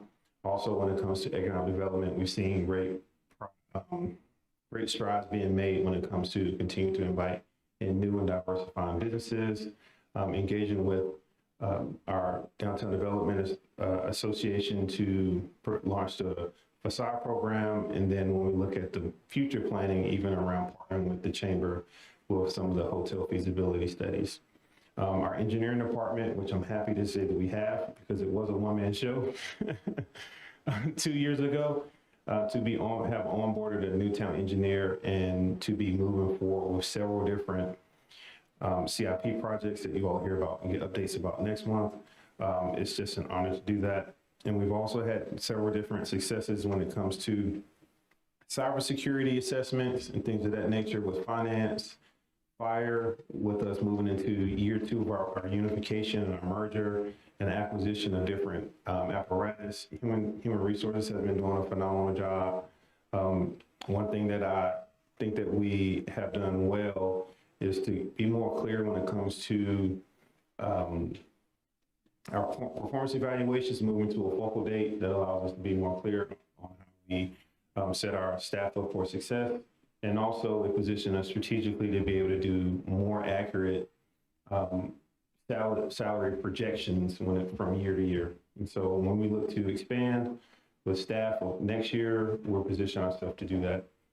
And there are other wins that are in the document that I provided, but it's just super important, I think, for me to just thank our staff and to share these lists of different wins with our community when a lot of different things that are going on in the world cause people to question the integrity of how people spend, our local government agencies are spending their money and using their tax money. We've done phenomenal work with keeping our budget in line, and we've accomplished several different things over this past year that would probably be too many to count if I stood everybody up here to talk about these things at length. But it's an honor to do that work, and I celebrate our staff and thank them for their work on a day-to-day basis, and look forward to what this next year holds. And so that's the extent of it. And this annual report, which the mayor kind of touched on, I had a meeting with Central Ponds, and just something we look to keep building on from year to year to have an at a glance that we'll release at the end of each year that just kind of gives more context as to the different impact that people's tax dollars are making. That's good. That's good. It's good feedback. So I think, did you have anything? No, that's it. I think we want to wrap up this annual review thing, and that was part of the information you was giving back to us, and then we got some feedback within the group. I think there's been a question about we need to get feedback from the staff, and I know we've done that in the past, Dave, and you got templates and all for that. I think what Dave needs is just a direction to this board to do that. So I know some of you said y'all like to see that, some information on feedback and topic reports. So what's your direction to Dave? Do you feel like you need that? I mean, that's good with that. Really need a motion, just a nod. You know. You live it. Oh. You all know I always prefer a motion anyway. It's always clear that way. Message received. Yeah, we don't have to make a motion to direct the staff to do something. No, we just do whatever it looks like you're telling us to do. That's right. So do that, and we'll try to get this on the agenda for next month, and we'll wrap that up. Yeah. So for clarity, what I just presented is the town-wide year-end review and report. I submitted to you all separately the evaluation report. And so I just wanted to, it kind of dovetailed together in the conversation. You do. This is part of you, because everybody. Yeah, so the point of that was to celebrate the teamwork and the staff. And so I want to make sure that that everybody knew that, right? Information merge, I think, so everybody has that. So if you got direction, we're running kind of late, Dave, so we're gonna wrap up. I think the only thing you had was you wanted to do a review of Let me do it as quickly as I can, because I was asked to bring it back to the board. This is the Wake County Non-Discrimination Ordinance, an interlocal agreement with Wake County government that was first adopted by the board in August of 2021 after a few months of deliberation as to whether the town would extend the Wake County non-discrimination ordinance program into the Rolesville town limits. To this point, we are up to now 10 municipalities that have joined with Wake County to extend the NDO program into their town limits. There are 2 outliers, but there used to be more. Do you know them? I do. I was Fuquay Varina and Zebulon. I'm shocked. It was a longer list. It was quite mixed in 2021. We have since extended the interlocal agreement once, and it was brought back to the town again to extend it for another year after it had a 3-year term. We're back down to a 1-year term. The town does not have a financial obligation and does not require any staff commitment to engage in this program. Just to share with board members who were not on the board in 2021 and 2022, the town attorney would advise you that I have no opinion as to whether Wake County or any of the municipalities have the authority to engage in this activity, but neither probably was the county attorney. So the entire program and its participation is voluntary.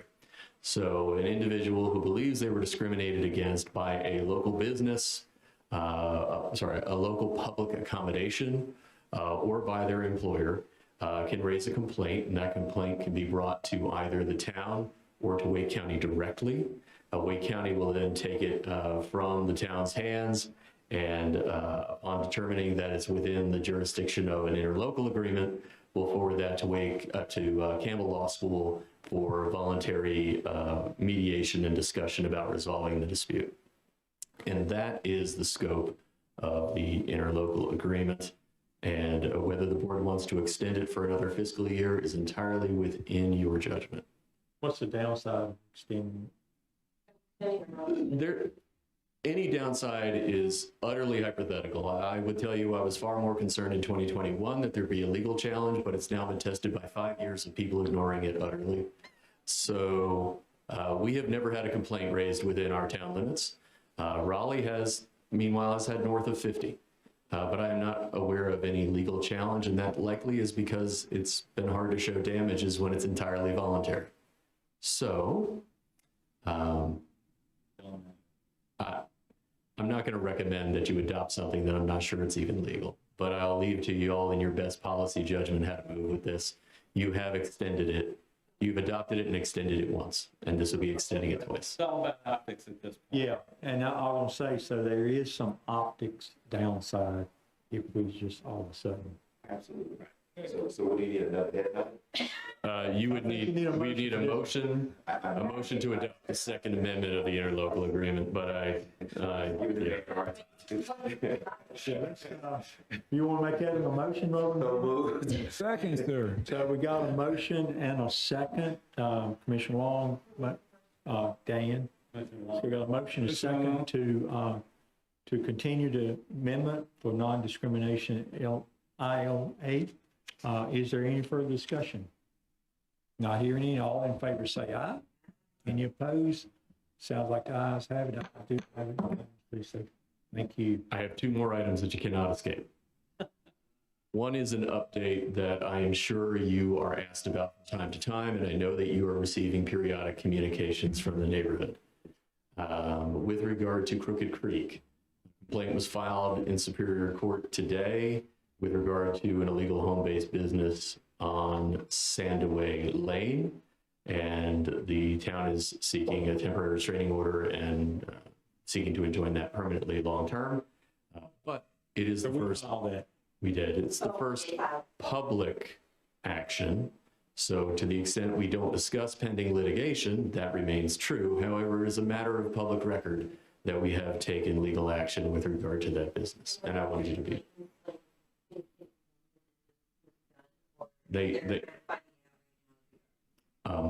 They may find out about it, but as I mentioned to the staff from time to time, we enforce our ordinance without regard to how others feel about it. We don't work for them.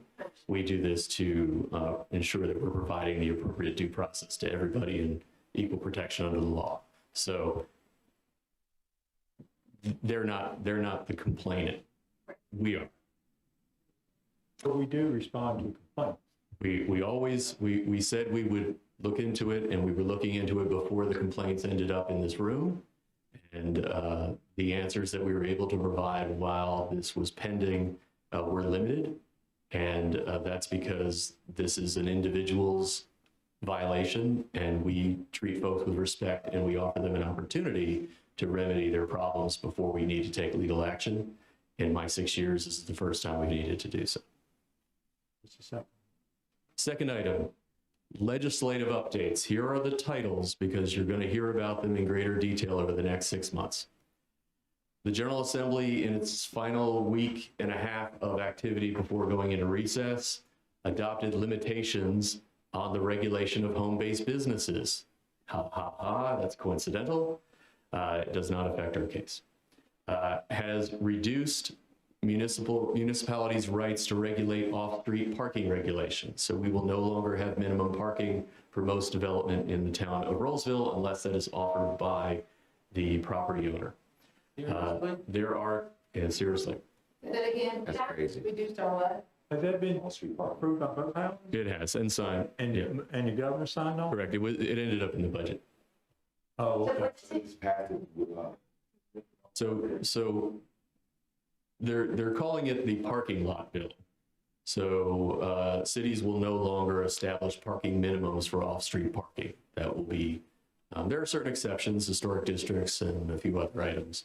But generally speaking, LDOs and UDOs will need to be revised. And the parking that is provided as off-street will be the parking that the developer determines is market appropriate, or will be the amount of parking that the municipality receives as a commitment from the individual as part of the zoning process. That's crazy. It's nuts. The next item is clarification regarding stormwater impervious surface rules, and those are going to change a little bit. I'm still looking at that for its impact, but it may have some impact upon Rolesville. There's now the imposition of a new fee on all building permits in order to fund the Building Codes Interpretations Bureau established by the state, so that folks who do not agree with the local or county government's building code interpretation have a formal appeals process, and that will be funded with an extra fee on building permits. Passed was the imposition of civil liability and mandatory attorney's fees against cities for illegal land use decisions. There is now a new limitation on local government's use of economic development and making economic development related expenditures. There is an increase in the formal bidding requirement amount for public contracts, construction contracts. That was $500,000. Anything over $500,000 had to go through the formal process. That is now, I believe, 1.5 million. So there'll be more informal bidding in construction. We finally, this will make the captain happy if he, I think I actually may have already said this to him. The General Assembly and the General Statutes now define e-bikes into 3 categories and provide express authorization to cities to regulate them. So there's an item that has been on the staff's plate for some time. There have been some complaints out there. And finally, the General Assembly has eliminated the historically underutilized business office and has eliminated the authority of local governments to impose hub policies in public construction. So women and minority-owned businesses will no longer be part of goals to recruit them to bid in and get public contracting. And that is the rundown. Thank you. It's not discrimination. I hear a motion to adjourn. So moved. Did you want to say something? No, sir, not this topic. No, sir. It's some weird stuff. I got a motion second. I would just comment on Dave's update. It's just weird stuff we just got to digest, maybe? Yeah, each one of these is going to come back in greater detail. You're going to see things from your colleagues, the league, city managers about What can you do? The headline is always what you cannot do. The question is what you can do. I think the key, I don't know, that's why we got to digest. The key to the parking thing is we can't say it's a minimum, but if they bring a plan that we don't like, I guess we don't have to approve it. If it's legislative. That's always the case. We just can't regulate and tell them up front there's a number. Correct, and we don't. It's currently something that's found in our LDO as a mathematical exercise. That will be removed. The entire section will just come out. All right, so I got a motion second, any other discussion? Not hearing any, all in favor? So